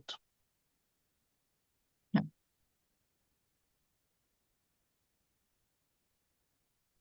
Ms. Van Zyl-Gross or Ms. Silkstone or Dr. Bock? Yes, Chair. We've taken the notes, and we will rework the paragraph. Okay. Thank you so much. We are moving to page 44. On the top of page 44 is 7.4.7 and 7.4.9, Honorable Showman. That is the submission from the MKP. It ends on page 45.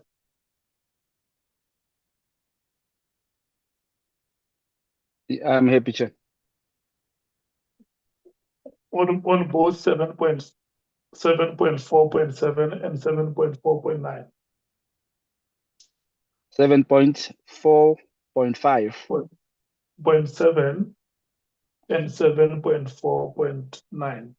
Okay, let me look at it on my phone, Chair. Well, the person scrolling is a bit slower than us here. You see, you were laughing at me with the torch, but I'm working very nicely because I have all the pages in front of me on the table. You said 7 point what, It's easy Chair? for me.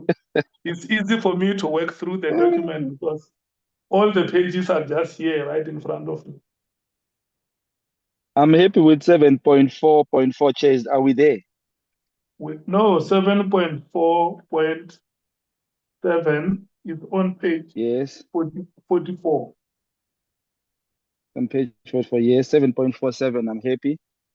I'm happy with 7.4. And what? 7.4.9. And the EFF must be. I'm happy, ready. Chair. I'm happy. The EFF must be ready on page 45. I'm happy, Chair. I'm just wondering on 7.4.4, Yeah. Chair, why did you skip that one? No, 7.4 point what?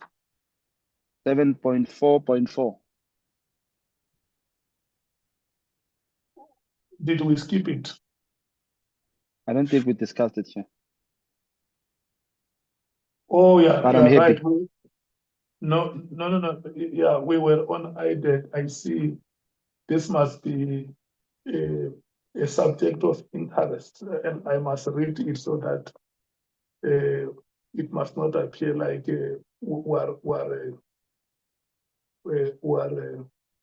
galloping on it. 7.4.4 on page 43. It says the MKP submitted that it supported his appearance, referring to Major General Khan, principally on the basis that his name had arisen repeatedly in the evidence and that matters concerning his disciplinary history, an alleged drug-related incident, internal crime intelligence disputes, and his relationship to other persons mentioned in the evidence required clarification. The MKP maintained that the frequency and seriousness of the references justified affording the committee an opportunity to question him directly. And it's on the committee considered whether General Khan should be required to appear when it deliberated on additional witnesses on 15 October 2025. We will start there. I'm going to give you 2 minutes because we were already on page 44. I'm going to give you 2 minutes, honorable members, to read 7.4.4 and 7.4.7 and 7.4.9. So when I afford you an opportunity to speak, you should be able to speak on those 3 paragraphs, starting on page 43 and on page 44, ending on page 45.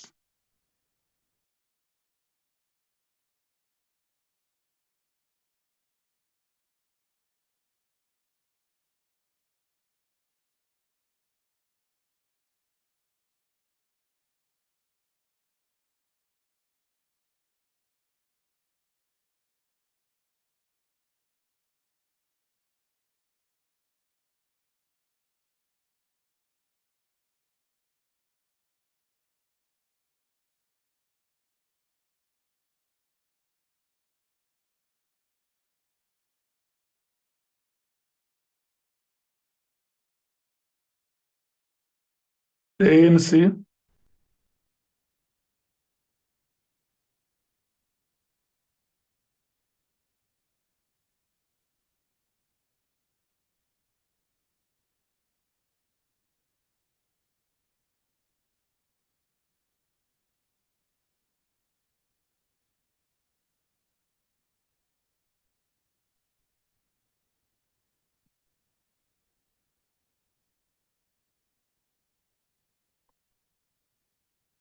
Sorry, Chair, you were calling us. I don't know if Nola has responded.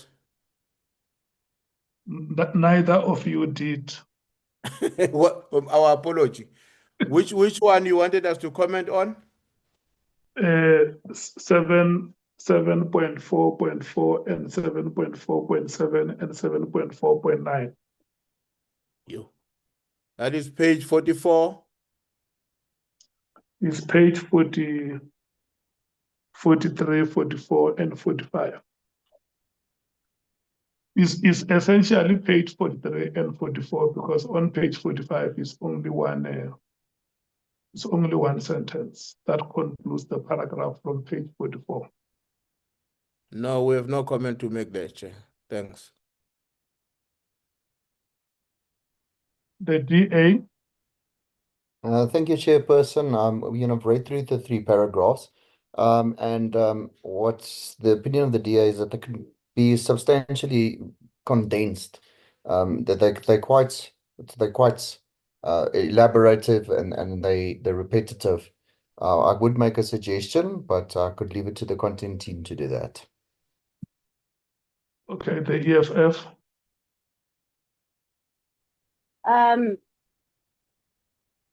Chair, the MKP during the when we were discussing our witnesses, we repeatedly asked them to give us exactly on what issues was Khan supposed to appear before us. And that didn't happen. It just kept being political statements over and over again. Nonetheless, on paragraphs, when we go further down, which is captured under the EFF, I think it's 7.4.10 to 7.4.13, the report now captures the different witnesses and what input they had given in relation to Major General Khan. The only thing that's missing there is the dates. I see that the dates were included on there. And then what we do need to do is make, when we had completed and concluded on who's appearing before us, had we received the testimonies and that was able to justify that. But for us to write in the report that the MKP consistently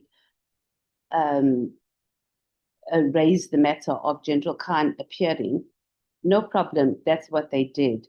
But there was no solid submission. He must come and he must answer, or he must respond to X, Y, and Z. It kept on being political statements, and I think that needs to come out more.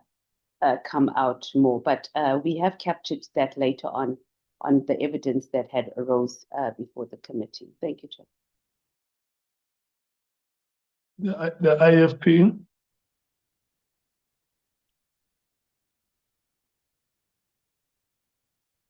The PA. The Freedom Front Plus. Thank you, Chair. I think that I agree that it's very repetitive, and we must just remember this is not minutes; it's a report.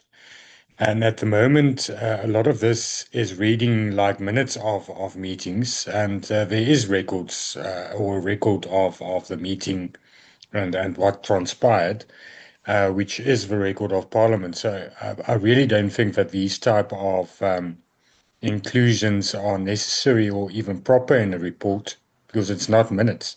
Thank you, Chair. Okay, the HNSA. Thank you, Chair. I agree 100% on. I'm covered by Honourable Wessels. Thank you. Okay. Then I hear from the content team.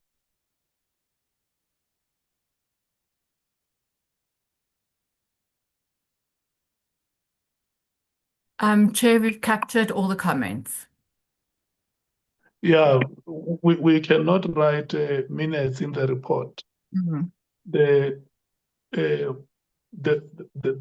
decision not to call General Khan to appear before the committee was a committee decision, and the committee had a criteria which was agreed upon on how witnesses were identified and brought to appear before the committee. Can we move to the next page? Chair, MKP has not been given a platform. No, this is your submission. Yes, we checked with you. If you agree with the submission. But Chair, there's elements which seeks to drive this thing differently from how it happened. Because Chair, if you may allow me, Chair, let me remind the committee that it was not MKP that brought the name of General Khan at first. And when the name General Khan was brought first, let me tell you something very funny, Chair. No reasons were required, and the name sat there on the list without being scrutinized. But as soon as MKP went on the name, then situations of us being called fools and stupid and stuff like that, Honourable Kosana being called fools, started there. It was EFF Chair that called the name. If you can check our videos, it was EFF that gave us the name, that came with the name General Khan. And no questions were asked at that time. And when it was removed, that is when we jumped on the name. Why is it being removed now? We were specific about why it should be there. We even mentioned it's there on the video, Chair. We even mentioned that the issue of drugs is why we are saying he must come. Now, Chair, you must understand this thing. If we're told exactly what we have at that time, we were risking the risk of allowing them to find a way to hide this General Khan that was being protected so much. We will never, Chair, allow ourselves to change the statement that General Khan was supposed to be there, and why was his name removed at first? That's what we must ask. Why was it removed? Because we emphasized, let's bring the name in. And we were asked to give statements on it. We did, but still he was being shielded. Today, we will come with the Roman Dutch law that says the committee has taken a decision that we don't want to call General Khan. Please do not include MKP there. MKP wanted General Khan. We still stand on that. If we are not part of the committee in that regard, let it be. We cannot be subjected to say, as a collective, we decide on that on this.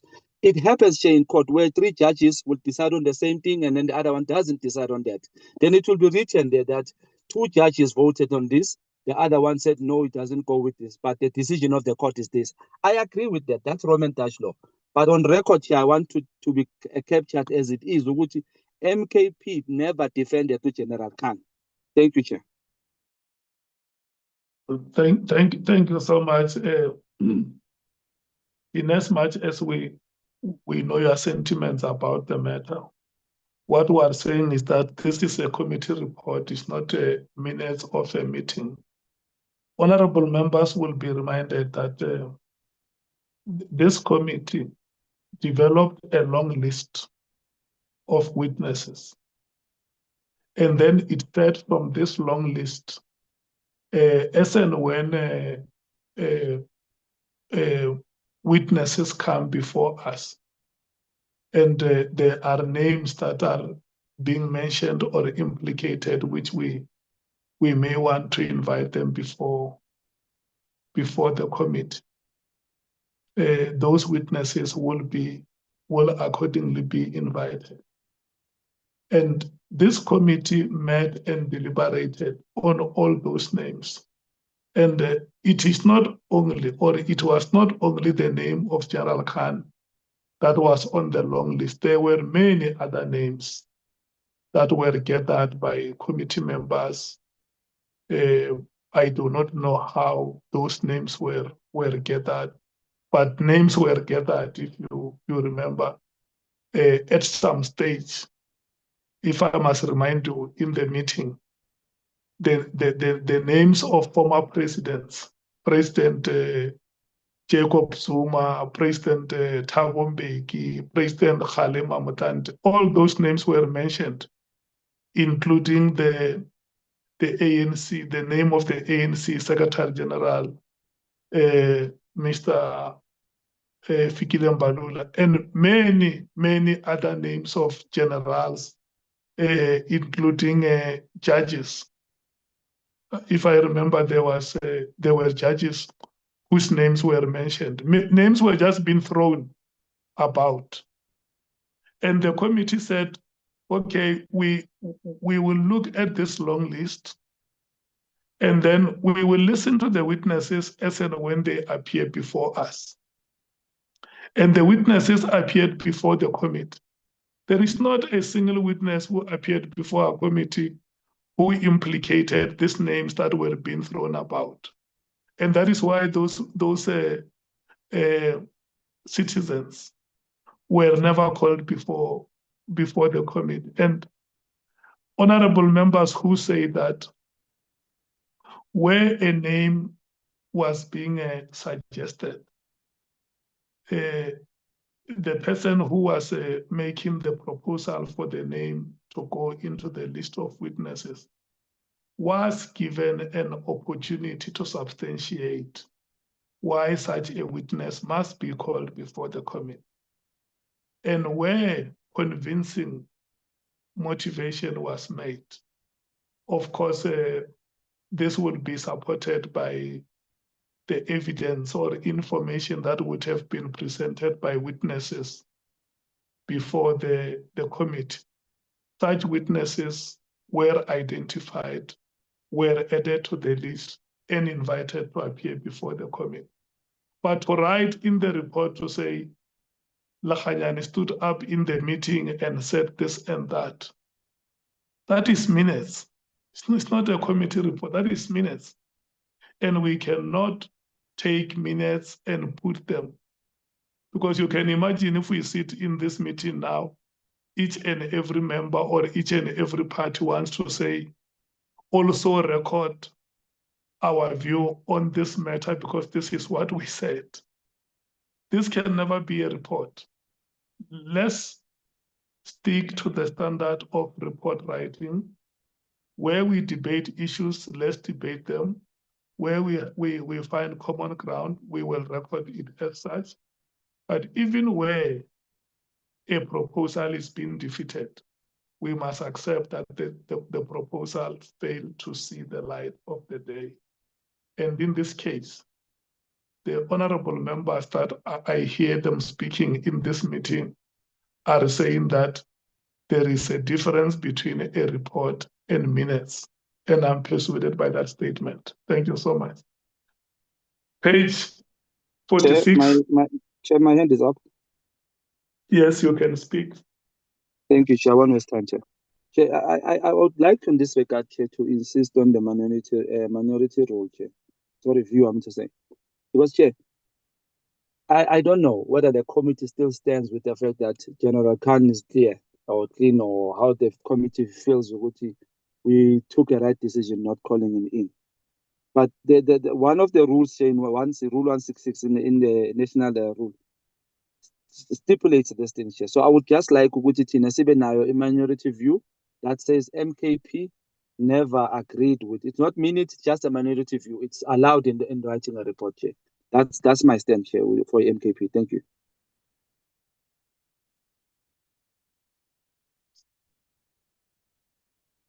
Okay, thank you so much. Can we move to the next page, which is page 45? You never ruled, Chair, on the minority view, Chair. No, we have passed that part on the report. If you and that submission was made by yourself as the MKP. If you go back to the pages that we have dealt with, where yourselves are mentioning it in your submission that the rules of parliament do not allow for minority reports. Chair, ungasifaki like defending uKhan, Chair, nabangani bakhe. Please, thank you. I stand down, Chair. Okay, can we move to page 45? That is the EFF submission.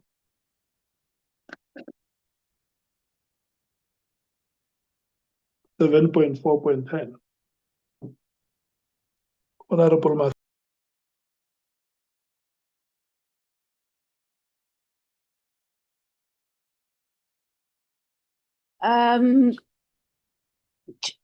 Chair, we have nothing in addition to add.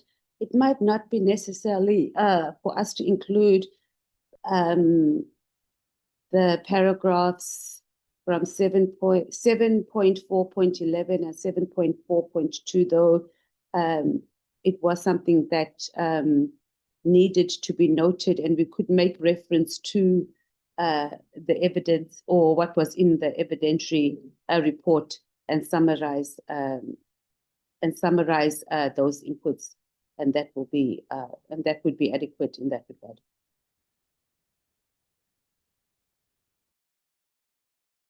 What are you suggesting, Honorable Mas? It's literally just capturing the testimonies of witnesses before the committee in relation to Major General Khan. So the content team, while we did make a request that this be done, we can go with the council that it probably reads more like minutes, and it can be just summarized those paragraphs on the witnesses that made testimony in that relation, etc. And summarized it to make the conclusion that we draw the conclusion in. Where's the conclusion? Is in 7.4.3. Okay. Does that make sense? Yeah. Yeah. The ANC.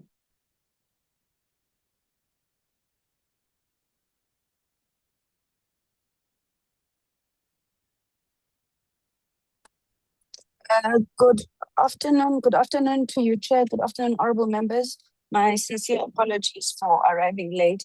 I trust that my apology would have been submitted, Chair. Chair, I think as ANC, we would hold the same view as the one that the committee has just expressed on the submission from the MK. We are not quite sure what the purpose of these paragraphs are, whether it is to dispute the assertions that were made by MK or alternatively to justify the decision of the committee, both of which we believe are unnecessary. There was a decision of the committee.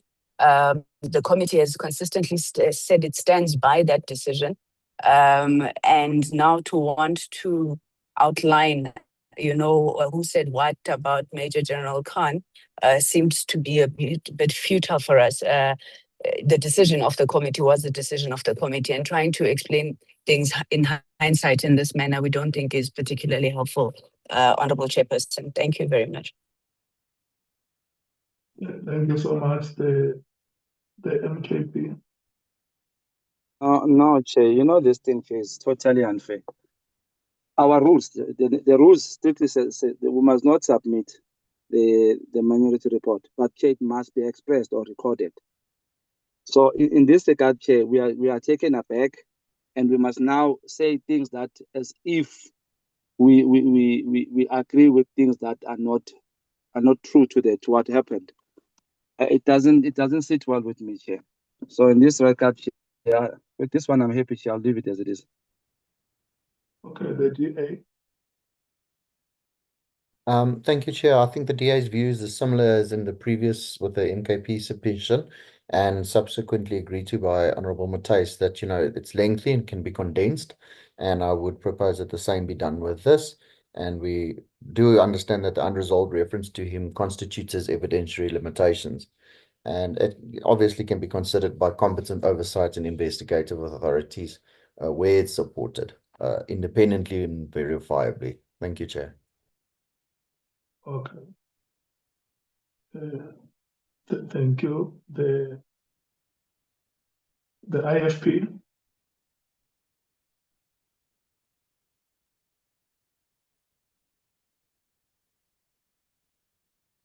The PA.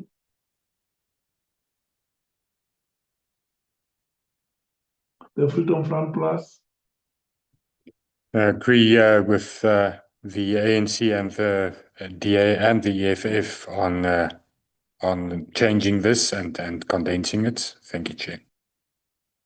And the Action SA. Yes, Chair, we support the views of EFF and ANC. We just think that it needs to be reworked. It's definitely too lengthy. Thank you, Chair. Okay. Nicolette, Christine, Dr. Bok.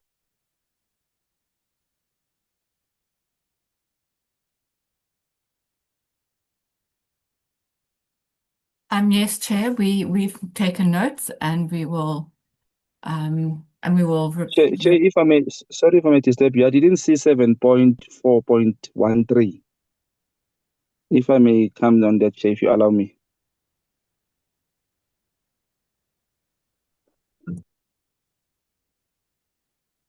Chair? Am I audible, Chair? Yeah, no, you want to speak to it. Yes, Chair, 7.4.13, where it says the EFF submits that the committee records that the decision not to call Major General Khan was made collectively. Chair, I still stand with the minority view must be expressed and recorded, Chair. We cannot be submitted, but it must be recorded, we Chair. agree that 7.4.13, like the paragraph there where you made submissions, are not necessary in this report. But here now that puts us as if we agreed with this. It's not as individualism, sir, but it's somehow. But remember, Honorable. I can't hear you, Chair. Even myself as the chair, I would have had views in all our meetings and proceedings. But when I stand up on the chair where I have been presiding over, I speak the decisions of the committee. I can't say no. You can imagine standing out there saying, this is what the committee had decided, but as the chair, I disagree. I can't do those things. No, So Chair, a you're getting report, it wrong, Chair. I think, Chair, sorry to disturb you. a report is for the purpose of giving Yes, Chair, may I reflection. interject you, Chair, because you're taking it wrong, Chair. I'm saying strictly based on the rules of Rule 166, Chair. The minority view must be expressed, can be expressed, and must be recorded as such, Chair. The fact that we collectively as a committee said that, I understand that fact, but the minority view must be expressed and recorded, Chair. I emphasize on that, Chair. Check Rule 166 of the National Assembly, Chair. It strictly stipulates that, Chair, that we must have a right to be expressed as we said it. So we cannot be put in one side in the same corner as people who are trying to protect Khan in that regard. Can it be expressed and recorded, Chair? Please, I'm only asking for that.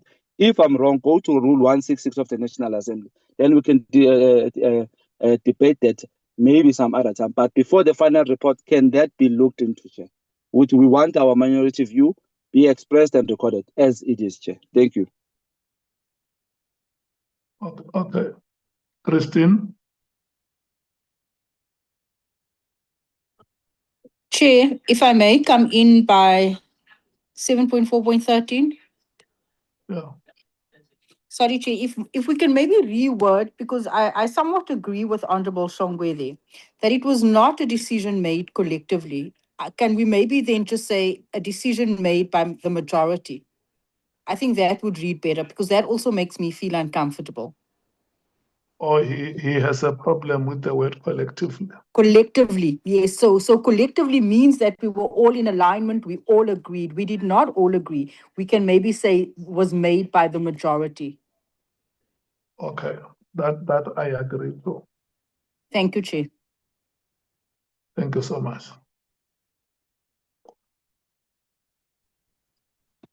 Can we move? Yeah, Chair, nale kodwa lapha egcineni ethi Khan was found by Ole Sullivan ukuthi was cleared. Naleyo mele siyibheke ngelinye ilanga, Chair. Akunankinga, sichubeke, Chair. Which one is that, Honorable Shongwe? 7.4.12, where it clears General Khan. That thing clears with General Khan. And we don't go by the views of Ole Sullivan in this committee. Yeah, no. I think essentially we have agreed that the whole part must be reworked so that it must not appear like we justify the appearance or non-appearance of certain witnesses or potential witnesses. Thank you, Chair. What we are saying is that decisions have been taken, like Honorable James says, some by unanimous way, some by majority, and those decisions were implemented or they went ahead. So now we can't sit when writing a report, try to regurgitate who said what in the meeting or which witness testified in this way, corroborated by so and so, and that is the reason why somebody was not called to come and appear before us. So what Okay, thank you, Chair. what the content team carries here is that the committee decides that the whole, the part of, in fact, in its entire page 45, and to some extent page 46, will have to be reworked. And Chair? then, hello, Honorable Mathes. Thank you. I think, Honorable Shongwe, just for the record and before it is misconstrued, paragraph 7.4.10 to 7.4.12, it's an evidentiary record. So nobody is saying that the testimony of Paul O'Sullivan is superior here. It captures here, and if Honorable Shongwe read all the evidentiary, it's an evidentiary record of what had happened. So we agree that this must just be consolidated to be able to support the, well, not collective now, but the majority view. But just for the record, there's no undertaking. It's an evidentiary record, Honorable Shongwe, through you, Chair, of what and who said what in relation to Major General Khan. It's not that we are taking the word of Paul O'Sullivan as what it should be. Thank you, Chair.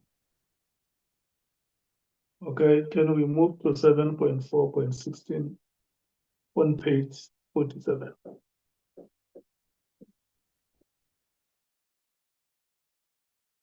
Is the MKP?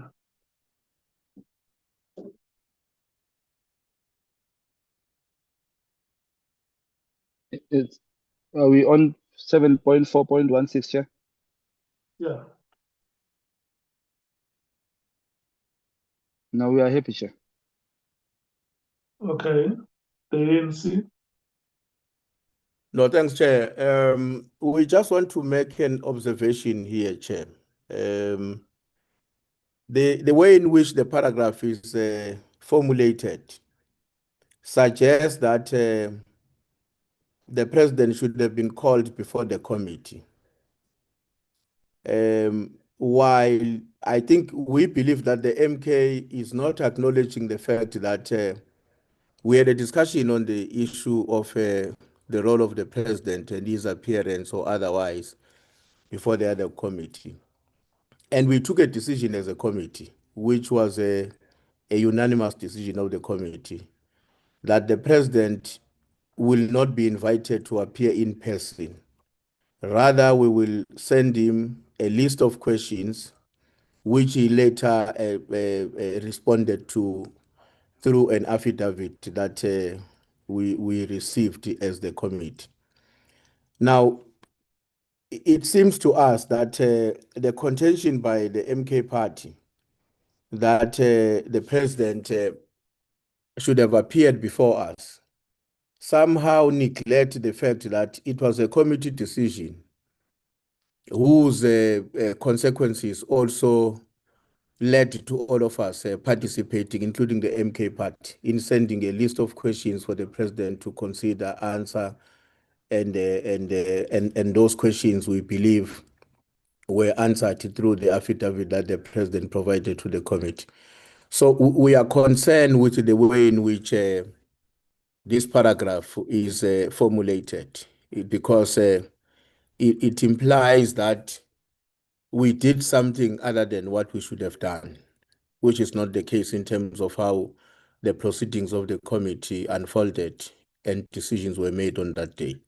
So that is the concern that we want to place on the table. Because when it says the committee should have called President Cyril Ramaphosa, it negates the fact that there was a decision of the committee whether to call him or not, and ultimately the final decision was that we will send questions. So that's the point that we want to raise, which is of concern to us, as a consequence of which we do not agree or we do not support the insertion of this paragraph in its current form. Thank you. The DA. Yeah, I agree with the inputs of Honorable Ntuli. The EFF. Agreed with Honorable Ntuli, though I'd like you to note that we did agree as a committee, or we concluded as a committee, that we will do the written questions. They were later consolidated, and that after we received the affidavit from President Ramaphosa, we will consider whether he should come and do oral testimony rather, but we didn't revisit that, and I think it should be captured. And yeah, that would just be the addition. Thank you. The IFP.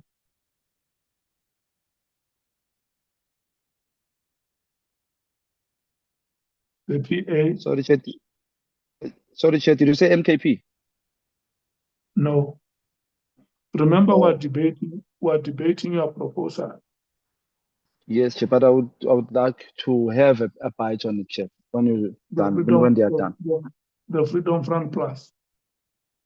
Thank you, Chair. I agree with the Honourable Chief Whip. The Action SA.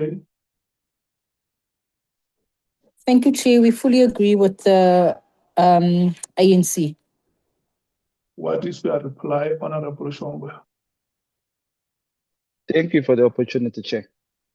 Chair, if I may, I recall when this ad hoc started, I was one of the people, or should I say, we were one of the people who were against the president going for a Madlanga Commission.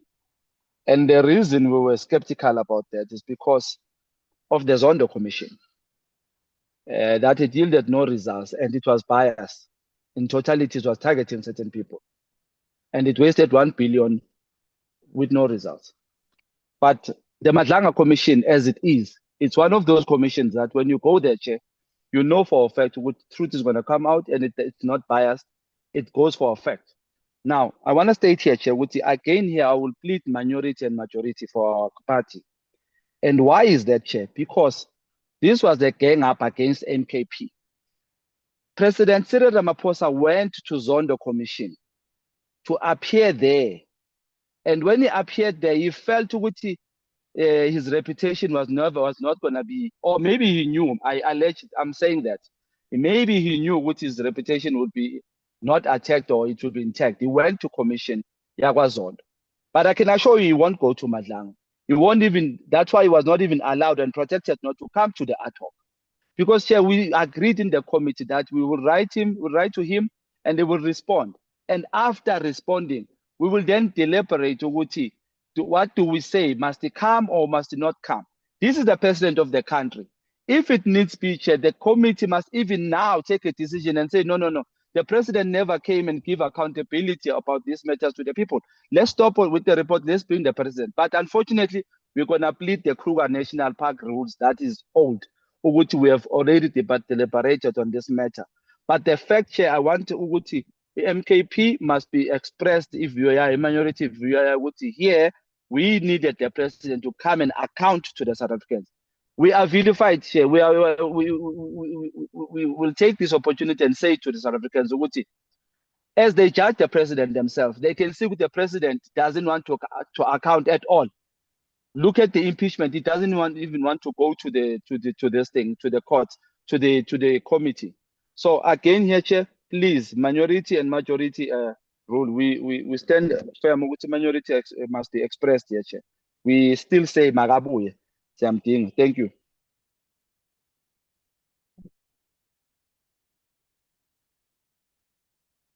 Are you done, Honorable Member? I'm done, Chair. Thank you. Okay. Now we have taken a decision that we were going to ask. We were going to send written questions to the president, and those written questions were sent. Parties were given an opportunity. Extensions were even granted, and members sent those questions. The responses came back and were circulated amongst members. I think we just have to indicate that a decision was taken that written questions will be sent to the president, and with the addition that Honorable Matthys has made. Thank you so much. Can we move to the next page, which Chair. is hello?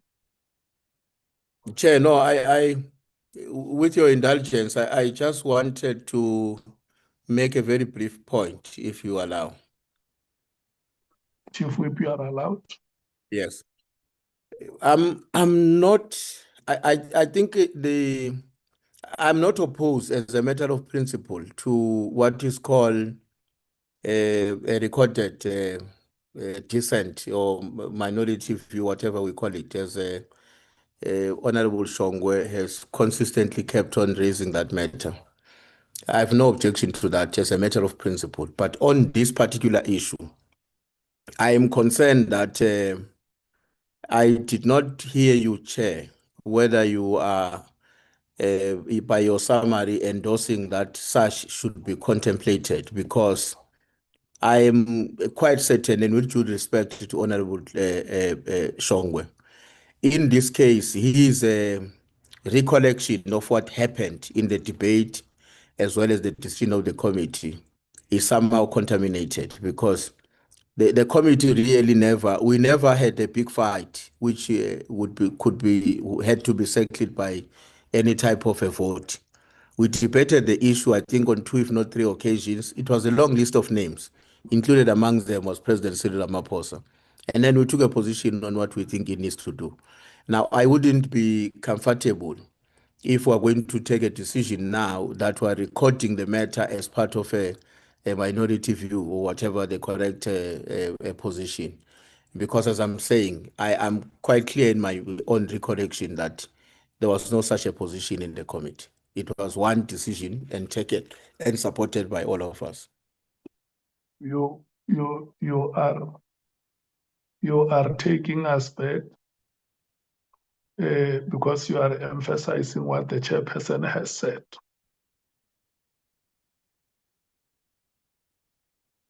The committee agreed unanimously that it was going to send written questions to the president.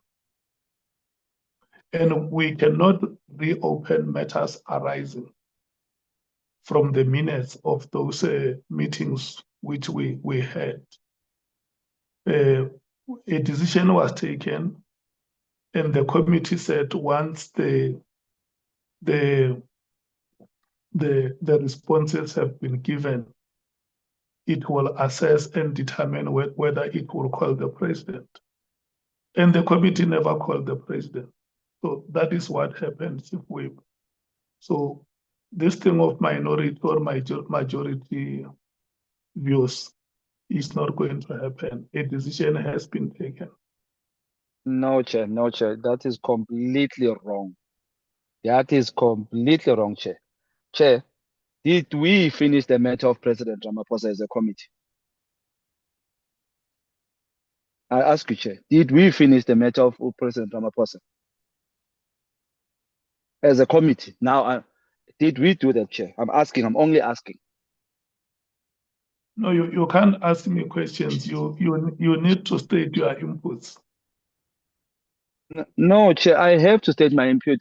I agree with you, but I have to ask questions, Chair. If we, in this regard, because it's the president of the ANC, it must be protected and we must not be expressed as a minority on our view here, Chair. Come 30 years later, somebody draws this document from Parliament and wants to check what was said, will be found as if we are in the collective that said the president must not account to the people. It's not true, Chair. It's the rules, Chair. It's national rules. It's there, 166. They can read it, Chair.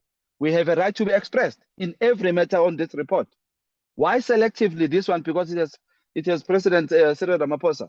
Hayibo, Chair, ningasixabanisi nabantu siyanicela, please. Ithatheni le nto eyenu. Ningasifaki lapho, please, please, please. Can we be expressed? It's on the rules, unless you want to change the rules. Thank you, Chair. Submit. No, we are not changing the rules. What we are saying is that we cannot deal with these issues as if they were matters arising from the minutes. No, Chair, but the rules are there, Chair. It's not meeting the Chair. Please, Chair, I beg you, Chair. I beg you, Chair. I beg you, Chair, don't do this, Chair. I beg of you, Chair, don't do this, please. It's the rules, it's there. Can we be expressed? Can the record express what it's in Asatini? Can I beg you, Chair, don't do this, please, please, please. Are you done speaking so that when I speak, you don't interject? No, Chair, I am done, but I'm just trying to stop you, Chair, from doing into a wrong. Because the rules stipulates exactly, Chair, what I'm saying, which we have a right to be expressed. If I have a right on 7.413, which is EFF, why don't I have a right on this one, which is ANC 7.41 sorry, this point we are debating now. The party must be expressed here. It has a view. It's a minority. Yes, we lost on the matter. So can it be expressed? Please, Chair. I'm done, Chair. I won't disturb you.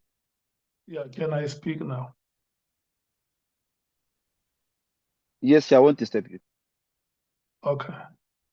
What I'm saying is that the committee met and agreed that it will even send questions to the office of the president.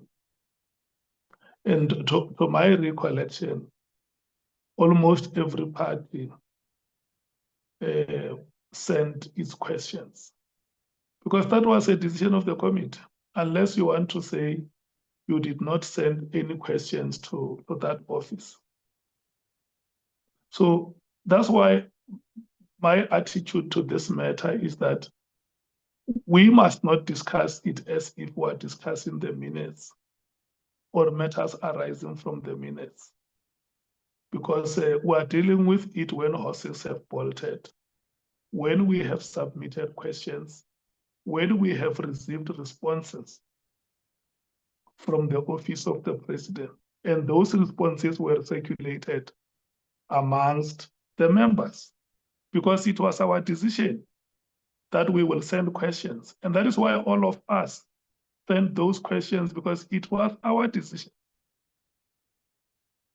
So we can't come and record a view that suits us on one side and does not suit us on the other. When it comes to deciding that questions must be sent, it's not my decision, but when questions are sent, the extension is granted. I agree to that and I send questions. No, we can't conduct ourselves that way. That's why, honorable members, I'm saying we are stepping off this matter.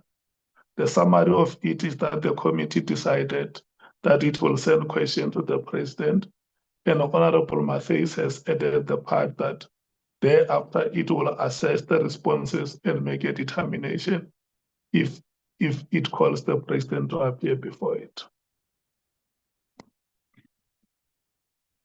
Can we then move to the next, which is 7.4. Point of clarity, Chair, then. Point of clarity, Chair, then. Point of clarity, Chair. Point of clarity allowed. Okay. Honorable Matthys just came in and made a valid point, Chair, which is what we are saying, which we agree with her. And I agree with you. I think you are answering into Kulmang. We agreed on sending messages to the president. We agree. We are still on that one. My point, Chair, is not on that one. My point is on this one, that the minority view must be expressed on this regard. Why, Chair, I'm saying that? Because we expressed ourselves mainly because, Chair, we were told in a later stage, we will then transverse the matter to the fullest, where we go and check the responses of the president, and then we deliberate on them. We never did that, Chair. So the point of clarity I want to know is that, are we still going to do that, or the matter is closed? If the matter is closed, then, Chair, can we be expressed which we never agreed with President Ramaphosa? If we are still going to do that, Chair, I stand down on that matter. That, okay, we'll await to discuss the questions of President Ramaphosa, because we've never discussed them, Chair. Thank you, Chair. Yeah, but now you are subjecting us to suspensive conditions. No, Chair, it's point of clarity, because where you left it, Chair, you left it as if we are still going to do it. No. You know, I said to you that, if I must remind you that when I chair the meeting, when I come out of the meeting, I speak committee decisions. The last decision that the committee made was that it is ending with public hearings. That was a committee decision. The committee itself met and said, we are now concluding public hearings. It was not me as the chair. It was the committee meeting in its weekly meetings, deciding on its weekly calendar, and at the end, or at the point of the last witness, the committee then said, we are concluding public hearings. So the So clarity, Chair, is are we still go? So we finished with the matter, Chair. That's what you are saying to me. the committee has decided to conclude public hearings. So there That's is no also my other understanding, Chair. there is no other Can we- witness, whether President Ramaphosa or any other person. The committee is not going to invite anybody before it, because unless it revokes its decision. No, there's no need, Chair. Then in that regard, say we have a right then to be expressed in this regard and recorded as such, because the matter was not fully finished. Why must we not be expressed on this one? That's the question I ask. But if the committee still says we should not be expressed, who am I? But let it be recorded that we distance ourselves from not being expressed. We need to be expressed and recorded as such. Thank you, Chair. Okay, let me, because I think we have been on this matter for a very long time. Let me hear what the members are saying on whether this was whether there is a minority or a majority decision. The ANC. Chair, there was a on the other points we didn't do this, Chair. Why are we doing it on this one? Consistency, Chair. Please, consistency, Chair. Akungadlalwa ngathi kabuhlungu kanje, Chair. Please, consistency. I'm begging for that. That other one where we expressed, we asked to be expressed, there was no voting on that one. On this one now, there's voting. Why, Chair? I hope you are also going to be consistent with the fact that people just come and speak without being recognized. So I hope, Chair, that we'll be treated the same when we do the same, because we are capable of doing it, but we respect the process. Thank you. Yeah, Honorable Ngola, I did not impose myself as your chairperson. I was elected by yourselves. And to my knowledge, after I was elected, the next person that the committee decided will chair in my absence was yourself. So if members speak anytime I must direct the meeting, I keep quiet, because these are the same members who elected me. And maybe they want to withdraw their vote. So that is why when a member speaks, the only thing that I can do is to keep quiet. Because the last time I was told was that we were in Parliament and that we are called honorable members. So if we are honorable members, we cannot conduct ourselves dishonorably. So I'm going to wait to hear if there is anybody speaking. And if there is nobody speaking, we will then proceed with the meeting. Because I don't want to disrupt people speaking. Not to save time, Chair. Mina, I won't speak, Chair, but I just put it on record. Ukuthi uNqola lo ngikhuzayo naye ungena nga-acknowledge-jwanga.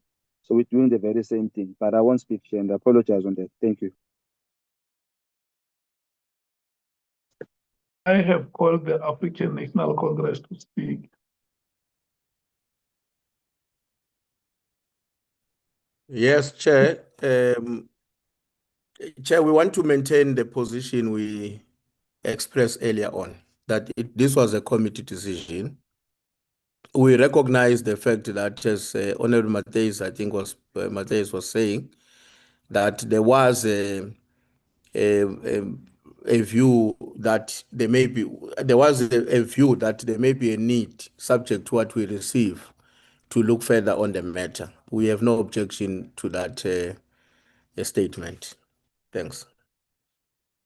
The DA. Yeah, I agree with the inputs already submitted, Chair. The EFF. Agreed with the inputs already given. Thanks. The FP. The PA. The Freedom Front Plus. Thank you, Chairperson. I also agree that I think there must be a distinction that if the report now said that it was the correct decision not to call the president, then I understand that there can be an opposing or dissenting view in terms of section or rule rather 166, then recorded in the report. But the report's function is not to now say what we agreed in hindsight with, or with hindsight if we agree or not, and if we, when we took the decision, there were agreement or not. That's not the function of the report, and that's also not what we are dealing with currently. It's factually what happened. I do not remember that there were any dissent. We came to an agreement as a committee in terms of the written replies, as other members also said.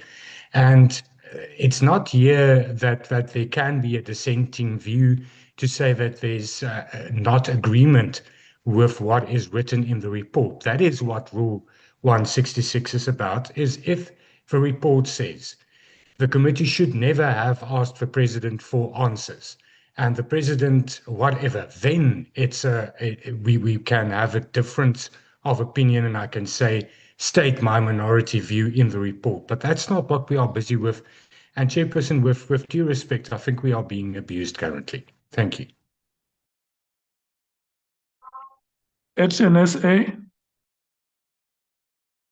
I agree with the input given. Thank you, Chair. Thank you so much, honorable members. We are going ahead. Chair, my hand has been up. Honorable Mola. Chair, my hand was up before Honorable Mola's hand, but it's fine. Unless Okay. being oppressed. Let's take Honorable Shongwe and then Honorable Mola. Chair, when Honorable Mola spoke about judges, he spoke without you recognizing him, and he never said anything. Let's leave it there. Let's continue, Chair. The matter is taken somewhere where we didn't speak about, Chair. We never said we were opposing Uguti. Yes, we did oppose Uguti. We must send questions. And we later agreed to which we write questions to the president. That one, Chair, I agree. We agreed and it passed. My question, Chair, is on the last part. Did we finish the matter of President Cyril Ramaphosa? We all agree we didn't finish it. So they were only asking for a simple thing on the last part of this matter. We would let our view be expressed as of the rules of 166. Unless the rules are being changed, then let's continue. If we are changing the rules, I have no fight against you. I'll lose. I'm one against many. But if the rules are expressed, it says my minority rules, the party's minority view must be expressed and recorded. So if it's a voting matter on that matter, I stand down, Chair. You win in this one. But the fact of the matter, we never finished the matter. And therefore, it must be expressed as such. With it, now we have an observation on it. That's all, Chair. Thank you very much. Honorable Nola. Thank you very much, Chairperson. I think, Chair, I disagree with Honorable Versals when he says we are abused. I think what is abused is the rules. Chair, Rule 166 does not say what Honorable Shongwe is saying. Rule 166, Chair, speaks about a minority view on circumstances when a committee is unable to take a decision. Chair, Rule 1664 A and B are very specific that if a report is not a unanimous report, it must specify in which respects there was no consensus, and in addition to the views representative of the majority in the committee, express any views of minority in the committee. So I don't want us, Chair, we've been quiet, we've been respecting the process, but I think also the rules have been misused and inappropriately invoked on things where they do not apply. Rule 1664 A and B applies in an event the committee is unable to take a decision, so that whatever happened in the committee is well recorded in a report that is taken to the National Assembly. Thank you very much. Thank you so much.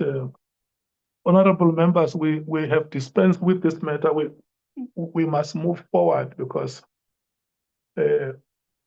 when you were debating it, I had an opportunity to read and reread 7.4.16 on page 47.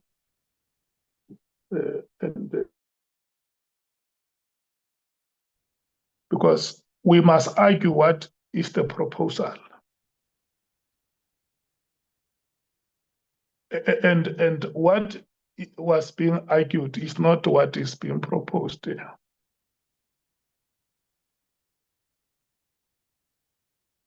Because if we argue that, and now the honorable member is saying, look, I'm no longer arguing that the committee never took a decision. What I'm arguing now is that the process was never completed. And we can't run around like that, where one argument is advanced, and when that argument is clarified, a new argument arises. We are going to run around in circles. And the committee members have unanimously here, like Honorable Nola says, stated it here that, look, this has been our decision. And let's not belabor the point, let's move forward and allow the EFF to lead us on 7.4.17. Thank you, Chair. On this one, because please allow me, sir. Can I be allowed, Chair? Hello, is that Chief Whip? Yeah, I'm asking for that. I may be allowed on this one. No, it's not me, Chair. I'm very quiet and disciplined. Okay, thank you so much. Hello, can I hear? Who is the speaker? Sorry, Chair. I don't think my network got cut off. I'm saying, Chair, can I be cleared on this matter, Chair? Yeah, yes, you are allowed. Okay, Chair. Honorable Mola comes and clarifies the rules there, Chair. It says consensus. So was there a consensus, was there a decision taken on the last part of this issue we're discussing, Chair, of President Ramaphosa, with what are we doing with this question? If that was done, Chair, then I stand correct. I stand to be to withdraw my standing point. You did transfer that matter and naivala. But if Chair, as long as he valid the matter, then our minority space, record must be expressed. That's all I'm asking, Chair. And I never disputed, Chair, the voting. We didn't agree on question. I've never disputed that. You, Chair, took it that side, and members followed. I'm only here on which our view must be expressed clearly. So, as of the rule says if there was not a consensus. So, if there was one, where was it and when was it done, and what was the collective agreement to which we just leave the issue of President Ramaphosa just like that? If I'm wrong, Chair, can I be corrected? Thank you.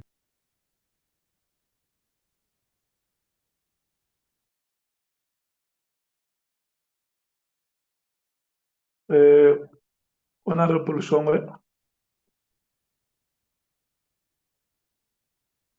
Yes, Chair.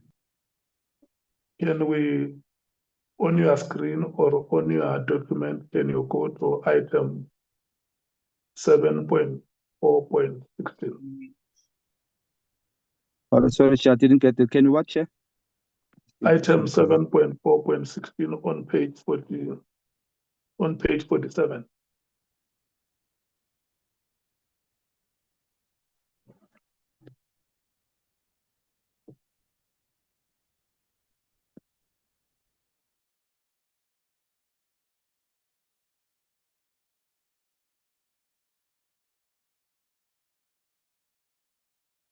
Yeah, I've just struggled with network. I don't know. Where are we now, Chair?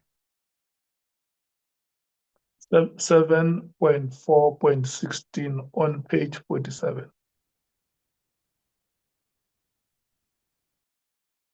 Thank you.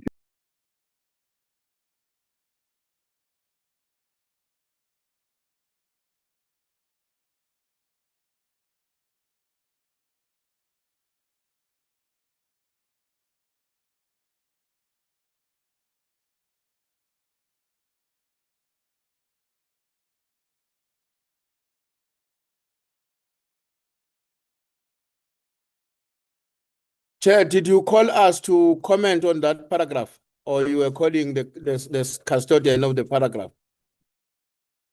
Yeah, remember, we have dealt with the paragraph. We must move to the next paragraph that is sponsored by the EFF, but I just want to refer the member to the proposal that they have made at 7.4.16 on page 47. Honorable Shonga, are you there? I am here, Chair. That is a proposal from your party. May you please read it aloud?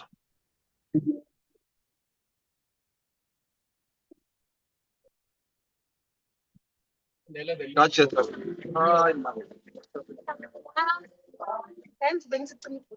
Sorry, Chair, the gadgets are messing up with me. Chair, if you are on 7.4.16, I'm still happy as it is, Chair, but we wanted the view expressed there, Chair, if you are still talking about that. What's happening here? I want you to read it in the meeting. You want me to read it, Chair? Chair, let me log out and log in, Chair. I'm struggling with network here. I don't know whether you can hear me, Chair. You want to log out? No, now if you can hear me. Can you start over, Chair? You want me to read the paragraph? Why, Chair? Yes. Yes. The MKP submitted that. And I'm asking why, Chair, must I read it? The MKP, no, let me read it. The MKP submitted that the committee should have called President Cyril Ramaphosa to give oral evidence, and that its decision not to do so risked creating the impression that he had been afforded special treatment. It argued that the president's written responses were vague or insufficient to resolve material questions, including when and from whom he became aware of the directive or disbanded EKTT, whether Minister Mkhwanazi had consulted him, whether he interviewed after learning of the directive, and questions concerning Mr. Paul O'Sullivan and Mr. Chauke. The MKP maintained that there was no legitimate reason to shield the president from oral questioning, particularly as he had previously appeared before the Zondo Commission, and the need of the executive was required for account for executive action. The MKP proposed that the absence of oral testimony be expressly recorded as a limitation, while acknowledging that the president had furnished written answers to the committee's questions on 17 March 2026. So in this proposal, honorable member, there is nowhere where the MKP says the committee never reached a decision to send written question to the president. And the MKP is regurgitating the same questions that it sent to the president. When did you know about the disbandment of the PKTT?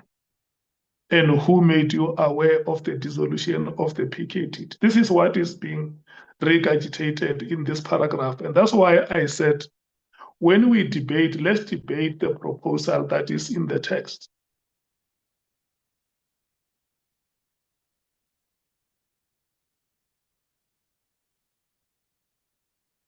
So, and that is why I wanted to request you, Honorable Member, to read the proposal of your party and hear if the arguments that you are advancing in this meeting are the same arguments contained in the proposal. And that is not. And that is why the meeting has to go ahead, that a decision was taken, and then we agreed that when responses have been received, the committee will assess and decide if it calls the president or not. That is what must be recorded, Nicolette. That is what must be recorded in the report, Christine. Because there is no other matter that makes us to delay here if you read the proposal that is being made here. Thank you so much. Can we allow Honorable Matthews to lead us on 7.4.17? Thank you, Chair. I mean, it's self-explanatory. It just speaks specifically to the fact that President Ramaphosa did not respond to the separate consultation initiated by the former IGI, and that we characterize this as poor conduct and a failure to support Parliament's oversight responsibilities, and also in him upholding his oath of office. Thank you, Chair.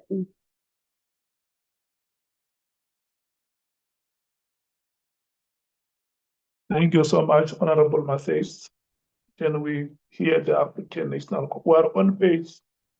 We're on page 47, 7.4.17, the African National Congress.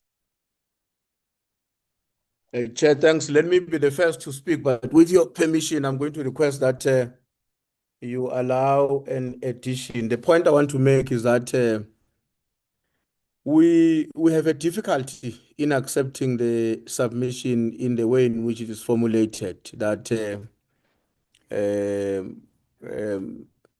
has been made by the EFF. And the reason for that, my own recollection is that, so Kanyile, please mute. My own recollection is that at the time at which we wanted to engage with the IG, or when we were expecting the IG to engage with the ad hoc committee, he was already on suspension. So in a sense, not the incumbent, which the authority attended to an incumbent that we would have wanted to appear before the ad hoc committee. So I don't seem to recall that the problem was the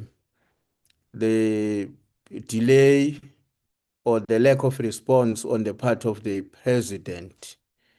And I seem to remember as well that at some point on the matters that we were concerned about, there was a communique that came from the acting Minister of Police, which was between his office and that of the Speaker, and we were made aware of it, and with whatever shortcomings that that process introduced in the course of our work.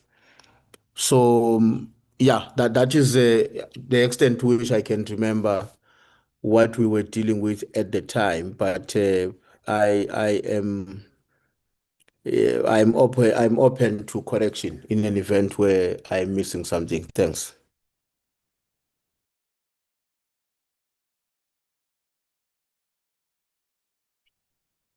Thanks very much. Honorable Chair, may I make an addition? Oh, Honorable Sangoni, and good afternoon to you all and welcome. Thank you very much, Honorable Chair. No, Chair, I want to add on what Honorable Nduli has said. Chair, I think, okay, the first problem we have is that we're still dealing also with the evidentiary overview. And this particular submission is coming up with a finding that says that the president would have failed to uphold his oath of office and whatever. And I think that maybe that is misplaced. And we don't necessarily agree with that formulation. We would want it to be reconsidered.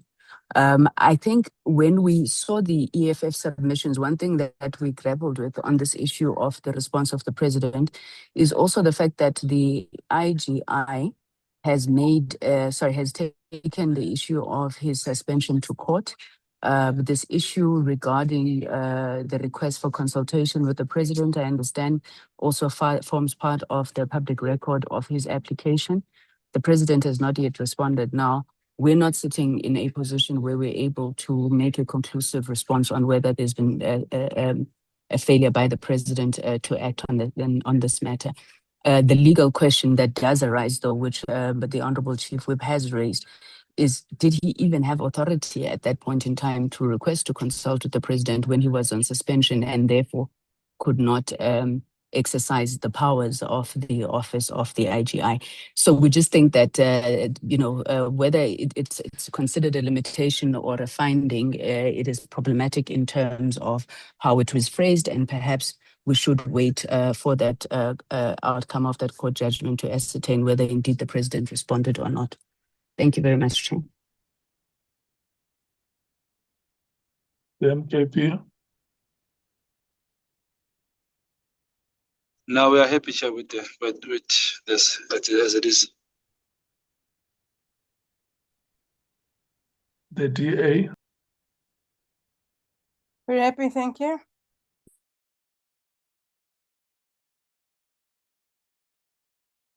The IFP.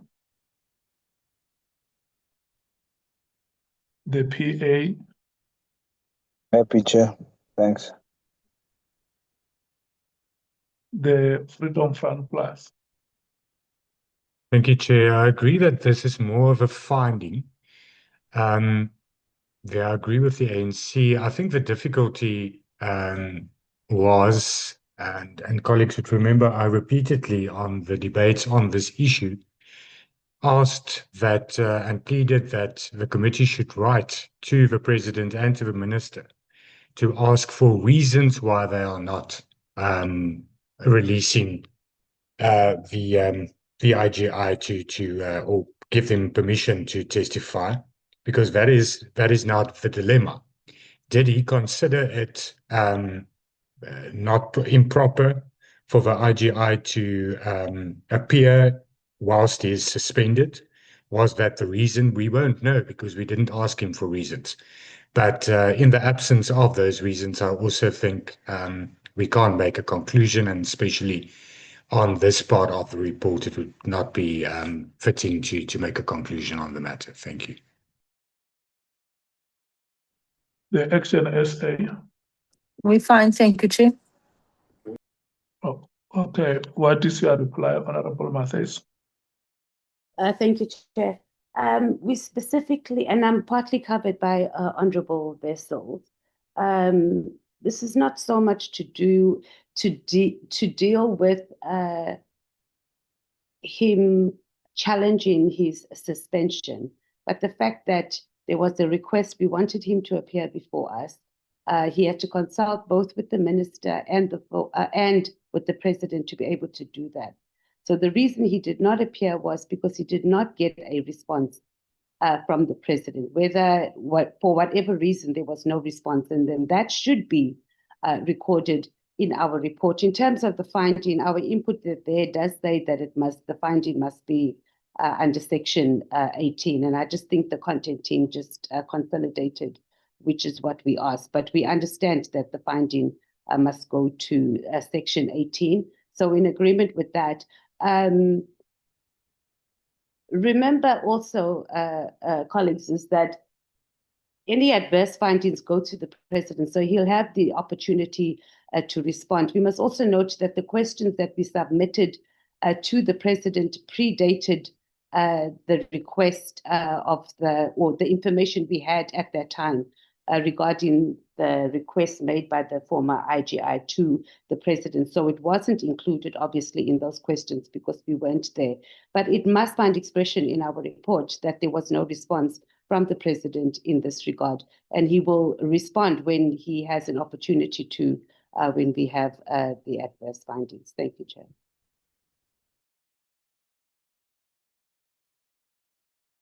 And that the part of the finding does not belong here.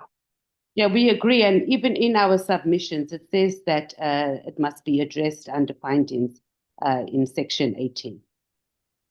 So this was our input, and it's captured exactly as we had requested, but we said it must be addressed as a finding in 18, so not necessarily in this paragraph. So, Chair, the point here is that whether or not the IGI or the former IGI was in position, or whether or not the president could release him to appear before the committee or support him appearing before the committee is not the question here. It's that there was no response, and the president must have an opportunity now, when we make this finding, to be able to respond why he chose not to respond to the committee. And obviously, we'll revisit our report based on his response in that regard.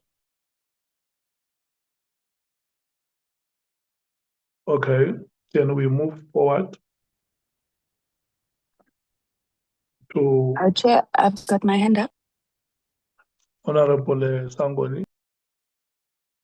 Thank you very much, Chairperson. Chair, I think we are going against what we had said would be the fundamental principles outlining how we get to findings and things of that nature. We have never asked the president whether he responded or not. The IGI said he had written to them, the minister wrote to the speaker, and so forth. We've never tested this. I'm not sure on what basis we come to this conclusion with the question never having been put. If it's an issue that we must put to the president, why did he not respond? Because this is a very serious finding that we want to make here, that he obstructed the National Assembly from undertaking his constitutional obligations. We can't make such a finding without ever having put the question to the president. So I think that what we need to say is that in the evidentiary overview, which is what we're dealing with, the limitations thereof, is that we did not ask the president why he did not respond. Yes, we noted that Minister Feroz Kachalia would have responded, submitted the papers. We don't know whether the president responded or not. He probably thought that the matter has been dealt with by Minister Feroz Kachalia. I'm just saying there could be any manner of explanations. Therefore, we can't make such a finding. We just need to note it as an evidentiary limitation. And if we want, then when they comment, they're able to comment on what we believe is a limitation, we do so. Thank you, Chair.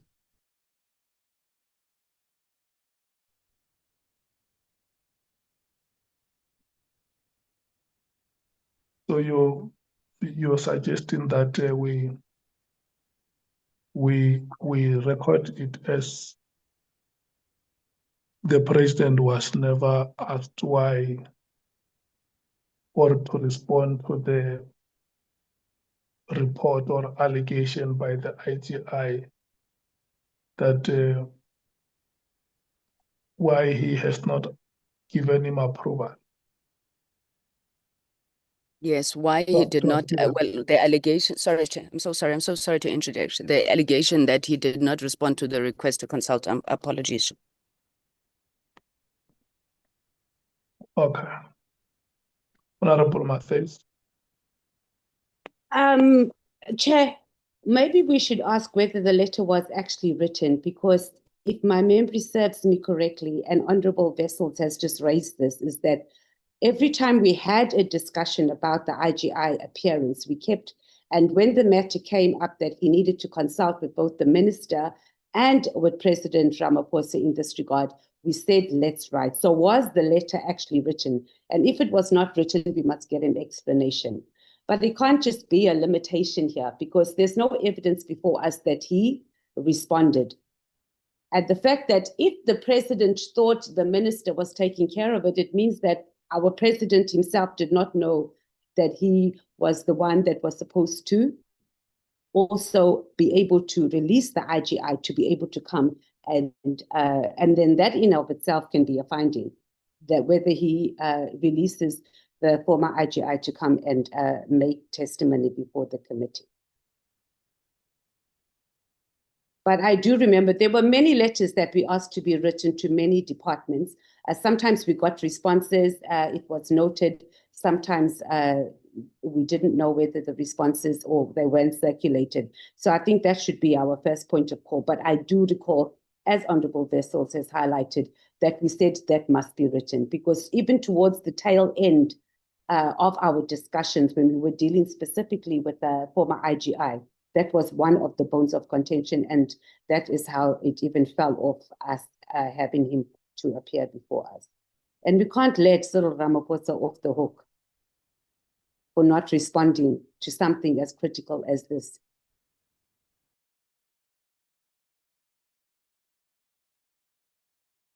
Honorable Mathis, you say you can't let.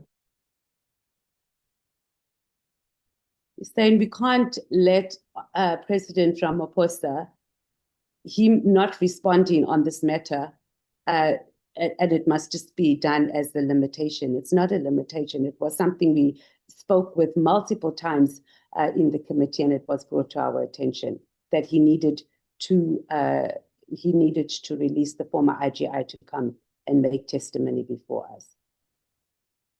Okay. No, thank you so much. We will check if those letters have been written and what have been the developments thereafter. Chair, can we check now? I'm sure they are able to tell us. From what I remember, that the letter was written from the committee and it wasn't responded to. But I'm sure those responsible, and I think it was our legal team, would be able to give us an answer instead of us waiting, or maybe we can come back to this. But we mustn't forget. No, we will check it. We'll come back to it. I think let's give them time to go through their files and check. Anytime when they are ready, they can report. Chair. Okay. Yes, Chair, without wasting time, this is Andile here. Yes. Indeed, a letter was written to the President on the 17th of March. As far as I can remember, we did not get any response from the President. Thanks.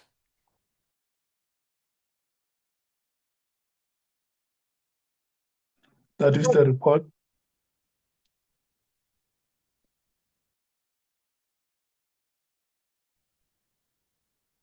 Chair. Hello? I can't raise my hand here. So I think that must even be captured here, that a letter was written by Parliament on the date and that the President didn't respond to it. So not just that he didn't respond to the former IGI, but he also didn't respond to Parliament. And obviously we'll deal with the issue of findings under Section 18. Thank you. Okay. No, what, Christine, Nicolette?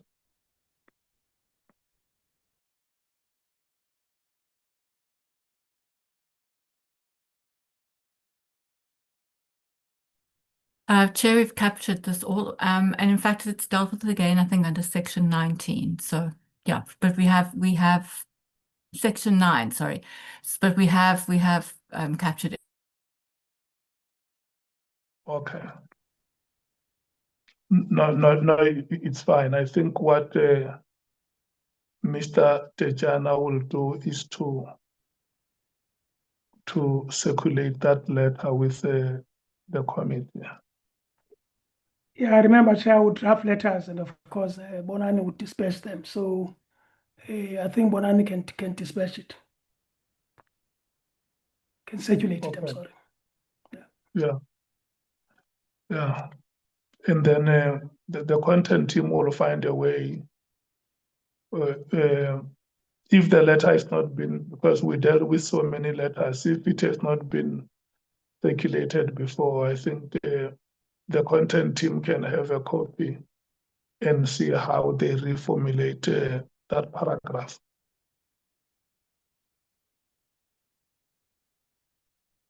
Agreed? Let's move to page 48. It's the EFF again on 7.4.18.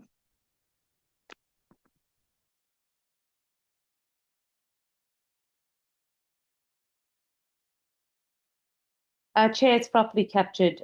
It's quite worthy, so lengthy. So I won't have to read it, but it's just in relation to us expanding a bit more on the allegations that were made, Molepi and Malula. Thank you, Chair. 7.4.19 EFF again.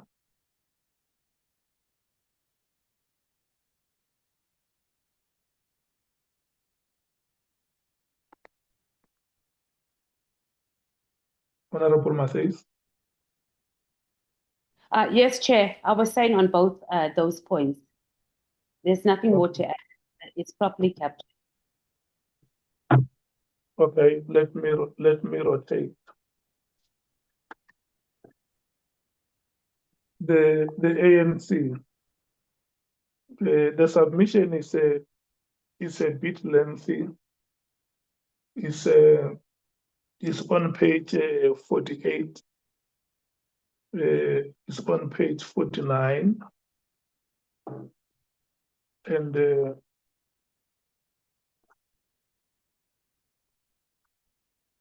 yeah, it ends on page it ends on page 50.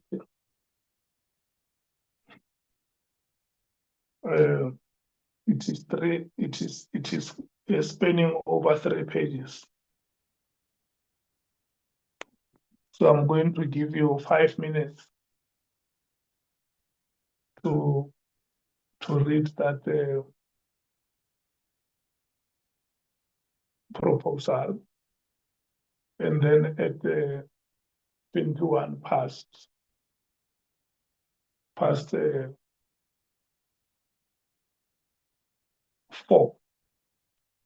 we rotate. Thank you.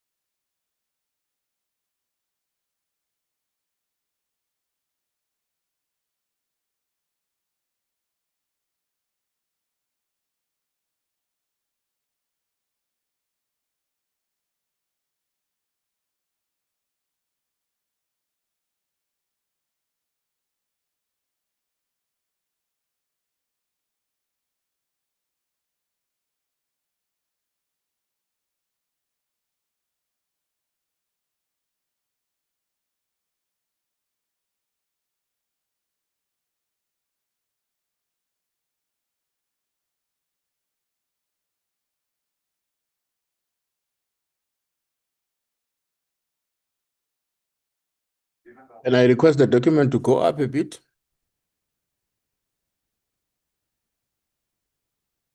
Thank you. Thank you. You've gone too far. You've gone too far. Yes, thanks. Thanks. I wanted to start with SBA. Yes, thank you. And then you can go to the next paragraph, please.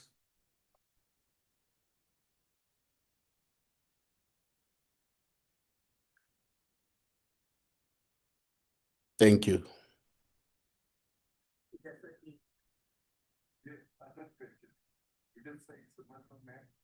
He only keeps the weapons and he keeps the drugs.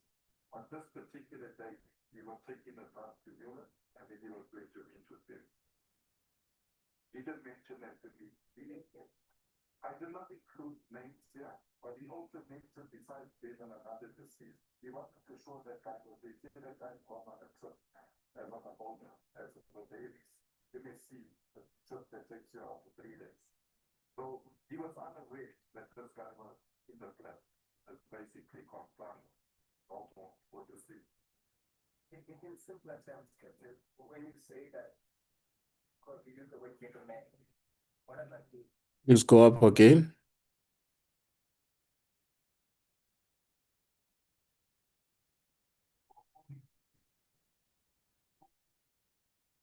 Thank you.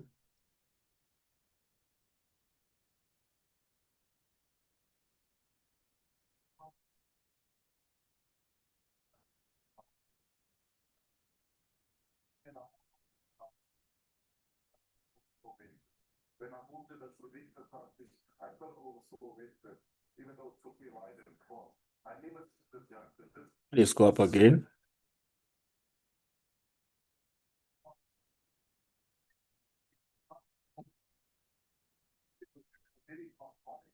As a member, or was a member that was never home, very reserved, very professional, and he wouldn't interrogate him or question him. That's for him. So I was really comfortable talking with him. And what kept me talking to him was we waited for a long time. Not when I left that it takes me less than 20 minutes of a seat after the pint house. Please go up again.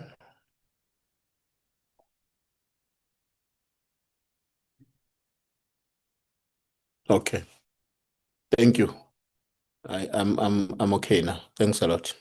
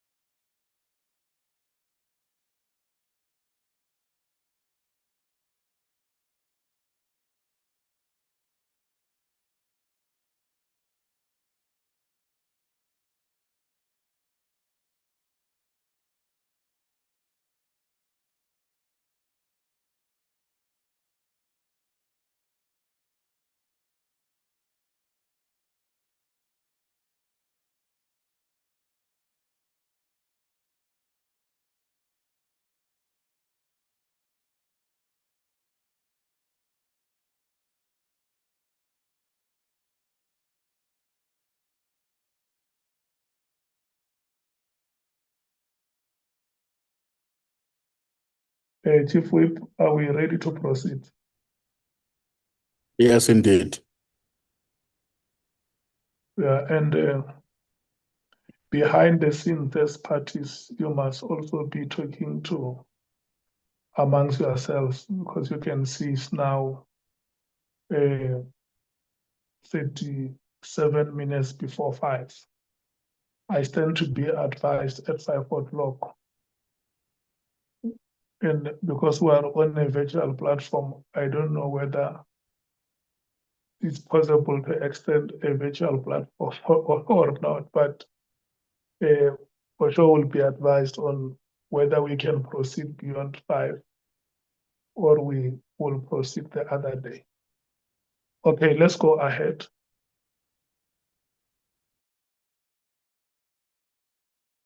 No, thanks, Chair. Are you inviting us to say something? Yeah, on those pages. Yeah. No, thanks, Chair. We are of the view, Chair, that this assertion by as contained from the submission of the EFF, it should be noted as such. We don't think that it's of any particular concern to us, especially because it is worded in a way, crafted in a way that it confirms our understanding that this is what has been reported before us, or which we have been exposed to, but it's also as part of an information where witnesses have not been directly heard, either to confirm, to contradict, or anything of that kind. So our view is that we should note this input from the EFF. Thanks. The MKP.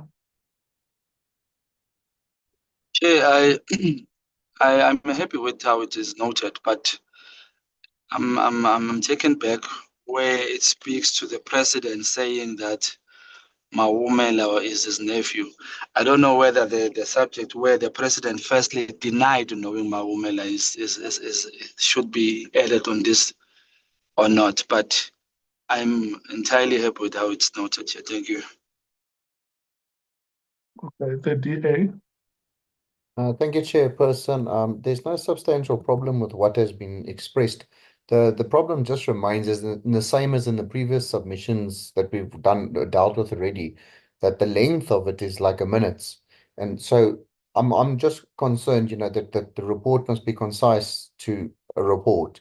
And it can mention Mr. Molefe and Mkhwanazi, Maumela, and all of those people, but it can be done in a paragraph. And I don't know if a detailed account of it is actually necessary in the report. That's our submission. Thank you, Chair. The IFP.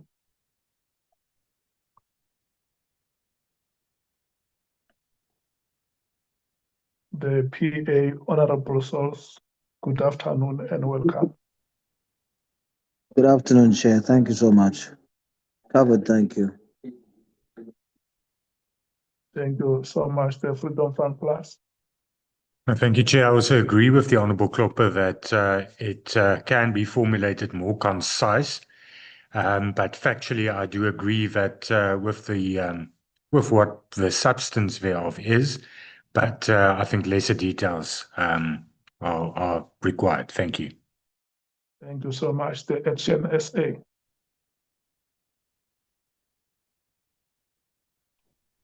I agree with the input of the DH, and like I also said previously, it's extremely lengthy. We just need to rework this paragraph. Thank you. Okay. What is your reply, Honorable Matthys?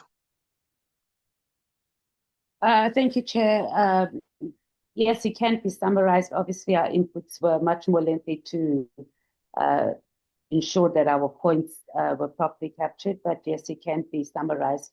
And it is important, I think, for the public to see what information we did have, what the President Ramaphosa's response was, and just to respond to Honorable, my brain is, I had a brain freeze, that this is the evidence of what President Ramaphosa in his response on what he said.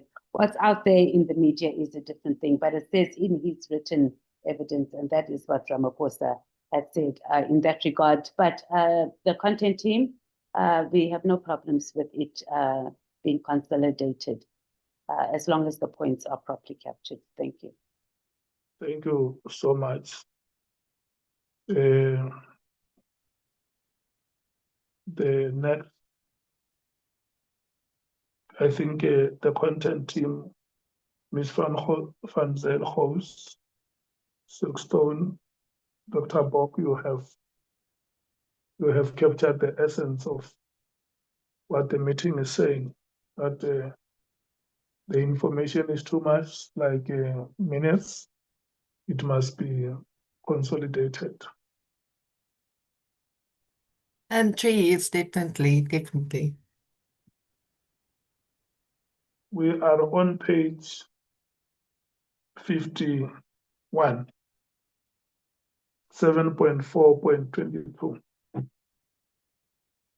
The MKP. No, happy, Chair. You are happy with what is captured there? Yes, Chair.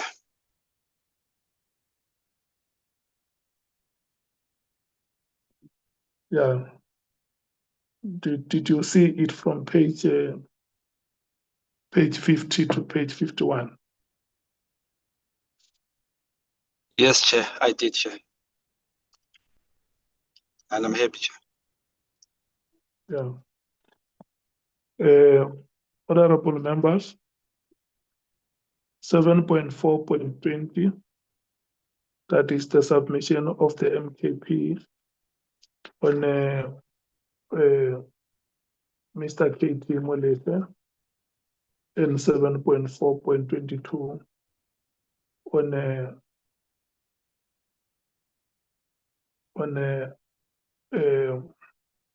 Advocate Andrea Johnson and Shamila Batoyi.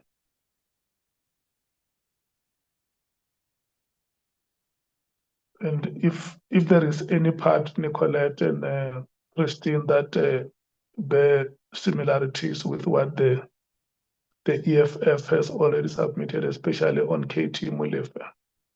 On Mr. KT Molefe, we can make it one paragraph, especially where there is a common ground.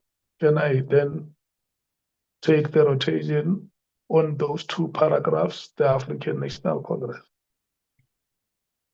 Chair, we want to propose that the first paragraph of the submission of the MK party with regard to Mr. Molefe, I think we want to suggest that the team should find a way to waive that paragraph into a new reworked or reformulated paragraph, which will reduce the submission made by the EFF and find a creative way seamlessly to integrate in a sentence or two the substance of what the MK party is raising. We have no objection to it, but we think that depending on how the earlier paragraphs are going to be reworked, it may appear as a duplication.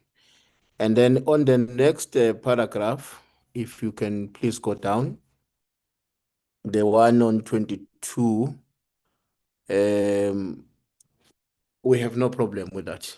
We can leave it in its current form.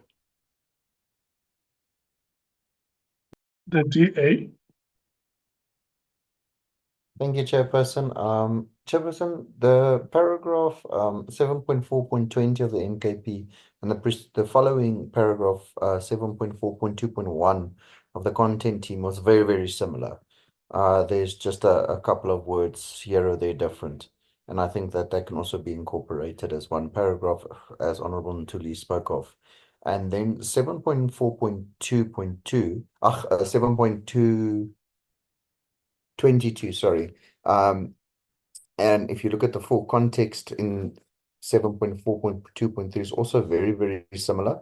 I think just the distinction of what evidence was promised to be accepted or given to the committee and that was not promised just be then illustrated, but that could also be in one paragraph, just for those additional information of what was not promised to the committee.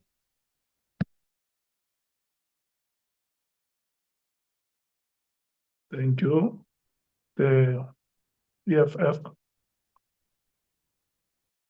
We have no objections to 7.4.20. Obviously, it must just be consolidated. It speaks to pretty much the submissions of the EFF as well. And then on 7.4.22, on Advocate Johnson and Advocate Batoyi.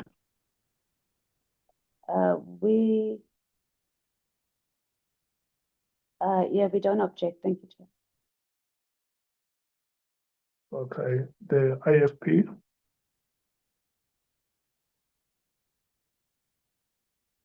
The PA.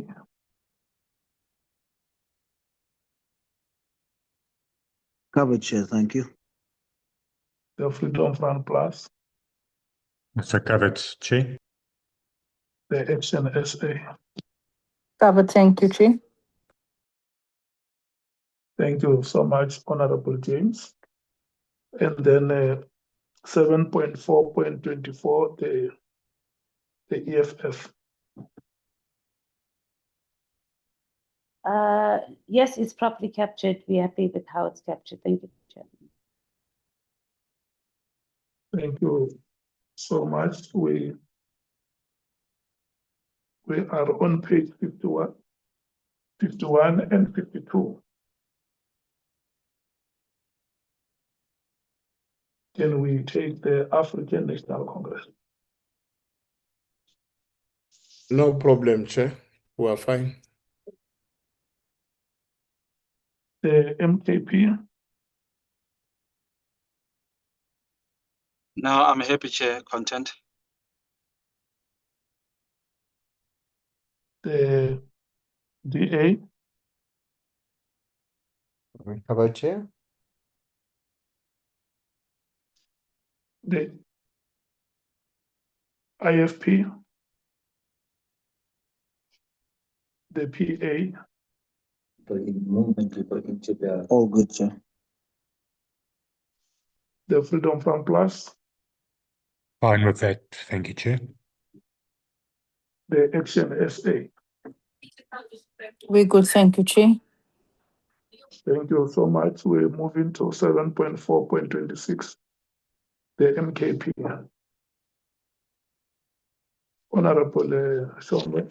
Can they scroll up for me, Chair? My other phone is off now. Okay.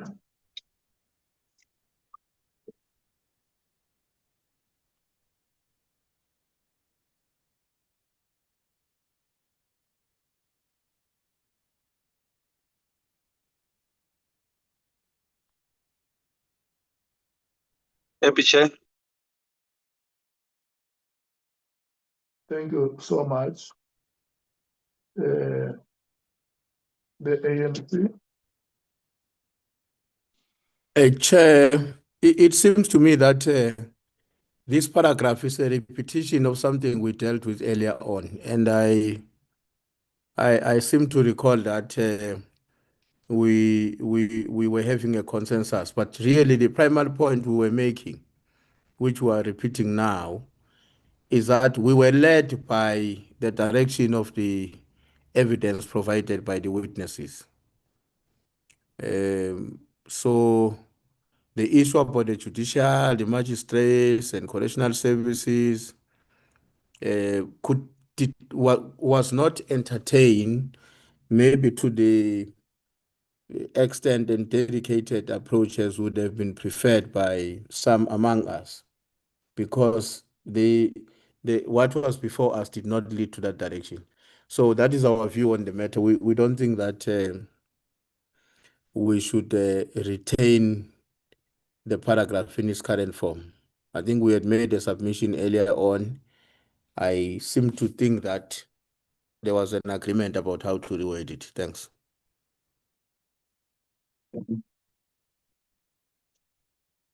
So you are suggesting that the earlier version should still apply here? That's my firm proposal, yes. Okay, the DA. Thank you, Chair. We're in agreement, Honorable Ntuli.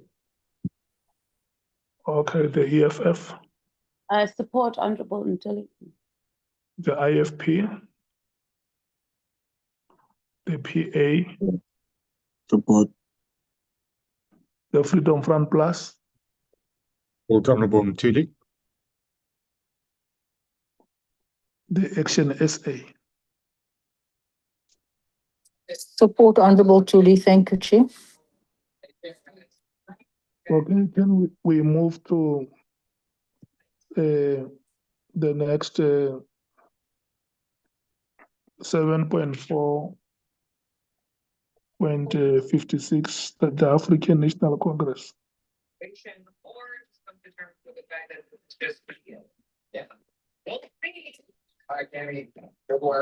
Hello. Where do you come from? 7.5.5. Do you come with Kaila now? Do It's you come on with Kaila? page 53. If you can mute Honorable James. Oh, Page 53 is the submission I of am the muted, see? ANC. Thank you so much. Honorable Sangoni. Page 53, 7.5.5. The Chief Whip is leading, Honorable Chair, but I can just come in to say that we considered it as a evidentiary limitation that okay, it has been captured correctly. Let me stop there. Maybe just to explain that we looked at the directive selectively, and we did not explore all of the four components that were, is it 4 or 3 components that were part of the directive? The moratorium on the criminal intelligence appointments, the border management issue, as well as the PKTT. So that is our addition there, Chair. Thank you. Then you proceed to 7.6.3. On page 54. Thank you.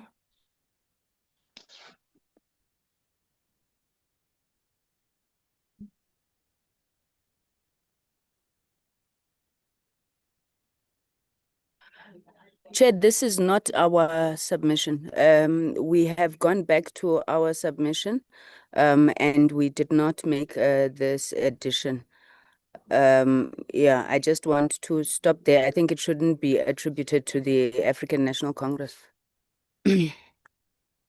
Okay. Okay, we will look for whoever volunteers that submission. Can we now rotate and hear what is the input of the meeting on 7.5.5? The MKP.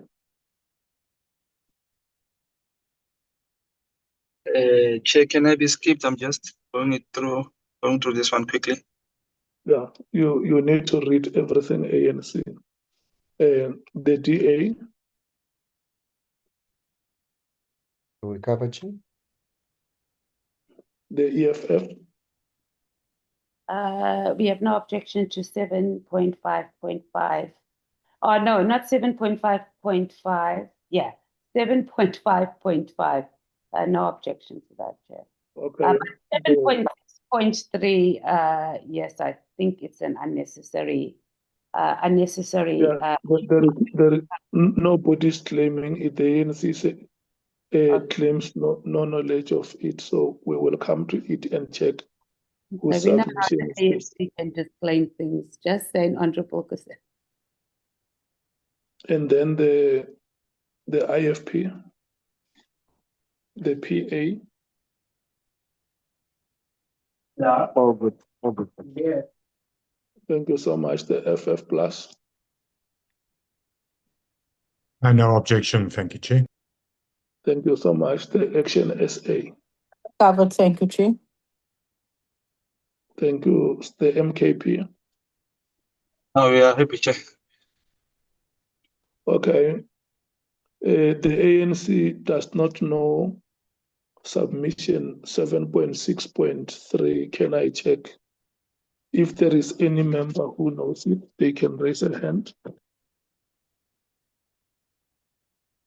Okay. I'm not seeing any member raising a hand. That part will fall off from the report.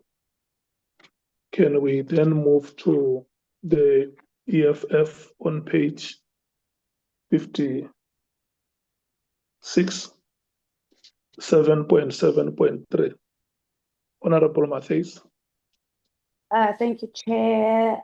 The paragraph, although lengthy, and it can be consolidated, obviously, to the standard that the report requires, but obviously our input had to provide background information, and this is just in regards to the correspondence between the committee and the acting minister of police in regards to the classified report of the former AGI.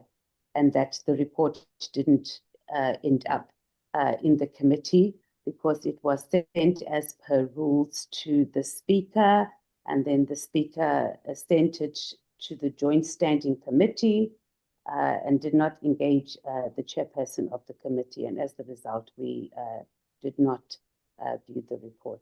Thank you, Chair.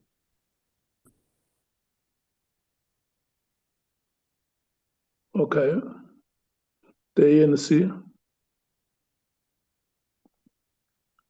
Chair, we want to suggest that this paragraph must be shrunk. It's too long. Some of the things that are contained in it, even if are not in the report, would not be a problem. So that's the submission we want to make on this matter. Do you agree with the broad thrust of the paragraph?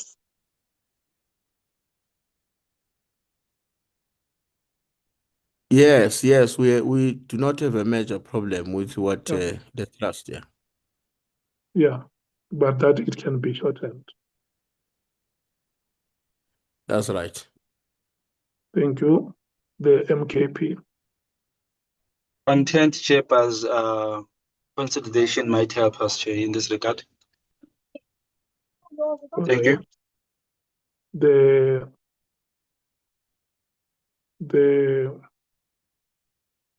DA. Thank you, Chairperson. In terms of this submission, I mean, I would be a bit cautious on verification first, due to the chronology in later relied upon proposals concerning the presidential conduct. Until we can, ascertain everything, the committee, I would rather be safe with the committee received correspondence concerning access to this classified report attributed to the IGI of intelligence, and the committee ultimately did not obtain access to this report before the conclusion of evidentiary process, and was therefore unable to assess the contents or evidentiary significance, as we didn't receive that report. Chair, so that's just our submission. Okay. The IFP.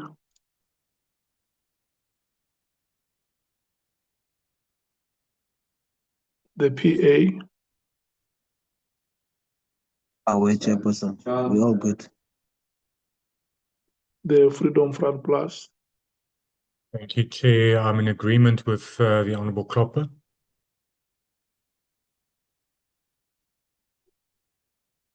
The Action SA. I support the submission of the DA. Thank you, Chair. Thank you so much. The reply of the EFF. We were in agreement that the paragraph can be shortened, and the reason we did the submission was to set the tone of what it is that we wanted the paragraph to capture. But it is important that we note why we did not view the report, and that the action that was taken by the committee for us to be able to view the report. So it can't just be that we got correspondence and that we didn't end up viewing. I don't think it's adequate for us to capture. Thank you, Chair. You agree that it will be shortened, and the inputs that have been made by the other honourable members? Yes, I agree. But we say in Chair that it can't just be said that there was correspondence between the acting minister and the committee, that the report came. We must explain that the committee actively tried to access this report, and what transpired. It doesn't have to be in detail, but what transpired that resulted in us not accessing the report. So it's important that that's captured. Thank you. Okay. Ms. Van Zyl-Goos, Ms. Silkstone, Dr. Bok. We captured it. Thank you, Chair. Okay. Okay. Bonani, Mr. Ramano. Yeah. Are we able to continue before 5? I mean, after 5? Yes, Chair, we can continue until we finish. No, Chair, can we adjourn at 5, please? How many honorable members are here after 5? Can I indicate, Honorable Sangoni, are you here after 5? Unfortunately, I will not be here after 5, Chairperson. I had booked until 5. Yes, Honorable Ntuli. No, I'm not available after 5, Chair. Honorable Ngola. Not available after 5, Chairperson. Thank you. Honorable Shongwe. Chair, I'm available, Chair. Country needs me, Chair. No, Chair. I won't be available. Honorable Breitenbach. Thank you, Chair. I'm sorry. I've driven to a place where I'm now attending, but I have to drive back. So I can't be available much after 5, perhaps half an hour, but not more than that. Okay. Honorable Cameron. Cameron's on a flight, Chair, sorry. And Carla Barnard has already left. Honorable Thopa. Chairperson, I would be available for a short while after 5. Honorable Matthews. The EFF is available until midnight. Thank you, Chair. Okay. Honorable Sols. Available, Chair. Thank you. Honorable Vessels. Unfortunately, Chairperson, I have a meeting that's starting shortly after 5, and I will have to leave at 5. Thank you. Honorable James. Unfortunately, I too have a meeting after 5, Chair, so I will have to leave once my meeting starts. Okay. Chairperson? Hello, Mr. Romano. No, yeah, actually, my response was like in relation to whether the link will expire at 5 or not, not in terms of the availability of members. Okay, yeah, no, I understood you very well. That's why I wanted to check, because your answer was correct that the link will still be there. So is it possible for us to meet on Monday, honorable members? Monday, 9 o'clock, if we start earlier.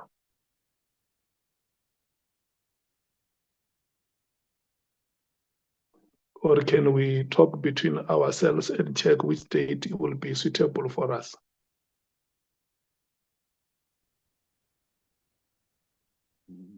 Chair, can I just ask something? Judging by the amount of work that still need to be done, what is the expected number of hours still required? Because I was going to make one unpopular proposal, but I just want to have a sense of what are we dealing with.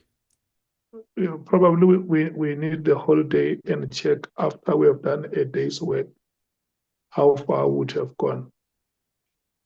Okay. Without consulting anybody, I was going to propose that if possible, we reconvene on Sunday in the afternoon at 6 o'clock until midnight, and continue on Monday morning from 8 o'clock until 12 o'clock, and see if we're not done. Yes. Can I check? Honorable Sangoni, do you support? She is likely not to support me, that one. I don't think I quite understood. I think the proposal on the table is that we convene on Saturday afternoon and then we continue and again on Monday. I think I didn't quite hear the proposal. Is Sunday to Monday? Yeah, we'll have to make ourselves available, Chair. Yeah, we will go with the feeling of the House. Thank you, Chair. The MKP. Supported, Chair. the DA. Chair, I'm not sure about any of my colleagues' availability on Sunday. I can be available for a limited period on Sunday afternoon because I have to fly back to Cape Town. But I don't have any objection. I will try my best to fit in. I'm not sure what, I can't ask the other two because they're not here and I don't know what Honourable Klopper's arrangements are. Yeah. Let's try Sunday. And then the EFF. We're available on Sunday, unfortunately not on Monday. It's our constituency day. And we have commitments lined up, long-standing ones on Monday, Chair.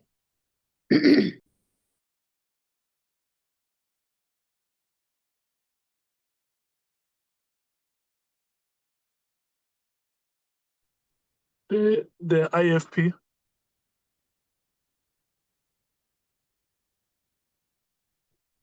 The PA.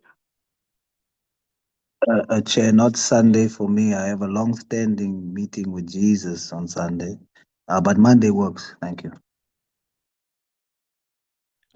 Souls, you are still with Jesus at 6 in the evening. Do you have a problem, Honourable Sol? We have evening services. Chief Whip, if you don't attend evening services, hey, it's a problem. You must join me. Actually, the chief whip does not even attend any services, not only. No the- wonder. No That's a wonder discussion. he's challenging here.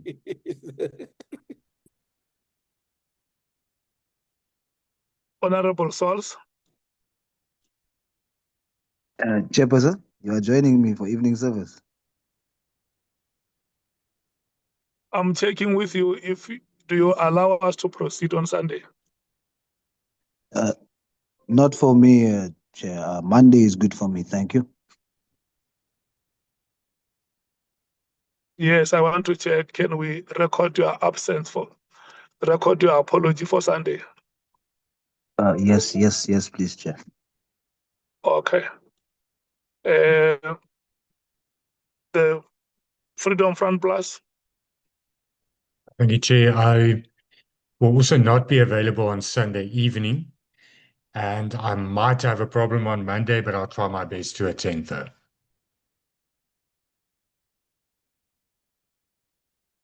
And then would you like us to record your apology on Sunday evening? Yes, please. Thank you, Chair. The Action SA. Chair, Sondag is die Here se dag. So in the evening, I also have a long-standing engagement, so I doubt I'll be able to make it. But Monday, I'm good for Monday. Okay. Chief Whip, is like your Sunday proposal is not working for other members given the number of apologies. Let's try Monday, honorable members. Chairperson. Hello? Sorry, it's Honorable Klopper. I just want to say I will be available Sunday and Monday, but Monday only half day because I do need to still travel to Cape Town. So so I will be able to attend the most of the morning and some of the afternoon. Okay, no, thank you so much, Honorable Klopper. I'm sorry I missed you. So let's work for Monday. I think we will check. Bonani will check with the members what time Monday will be suitable for members, and you will accordingly be informed. Is that okay? It's not okay, Chair. My suggestion is that because it's a traveling day for some of us, let's start at 8 o'clock on Monday morning. And then we finish by 12:30, 1 o'clock, so that those who are planning for traveling can do their plans starting from today. On Monday morning. Yes. I think that is agreed to, Chief Whip, because Sunday is like we have many apologies, but Monday we can try. Yes. Yes. Agreed. Thank you, honorable members. Let's settle for Monday morning, 8 o'clock. 8 o'clock in the morning on Monday. The meeting stands adjourned. Thank you, Chair.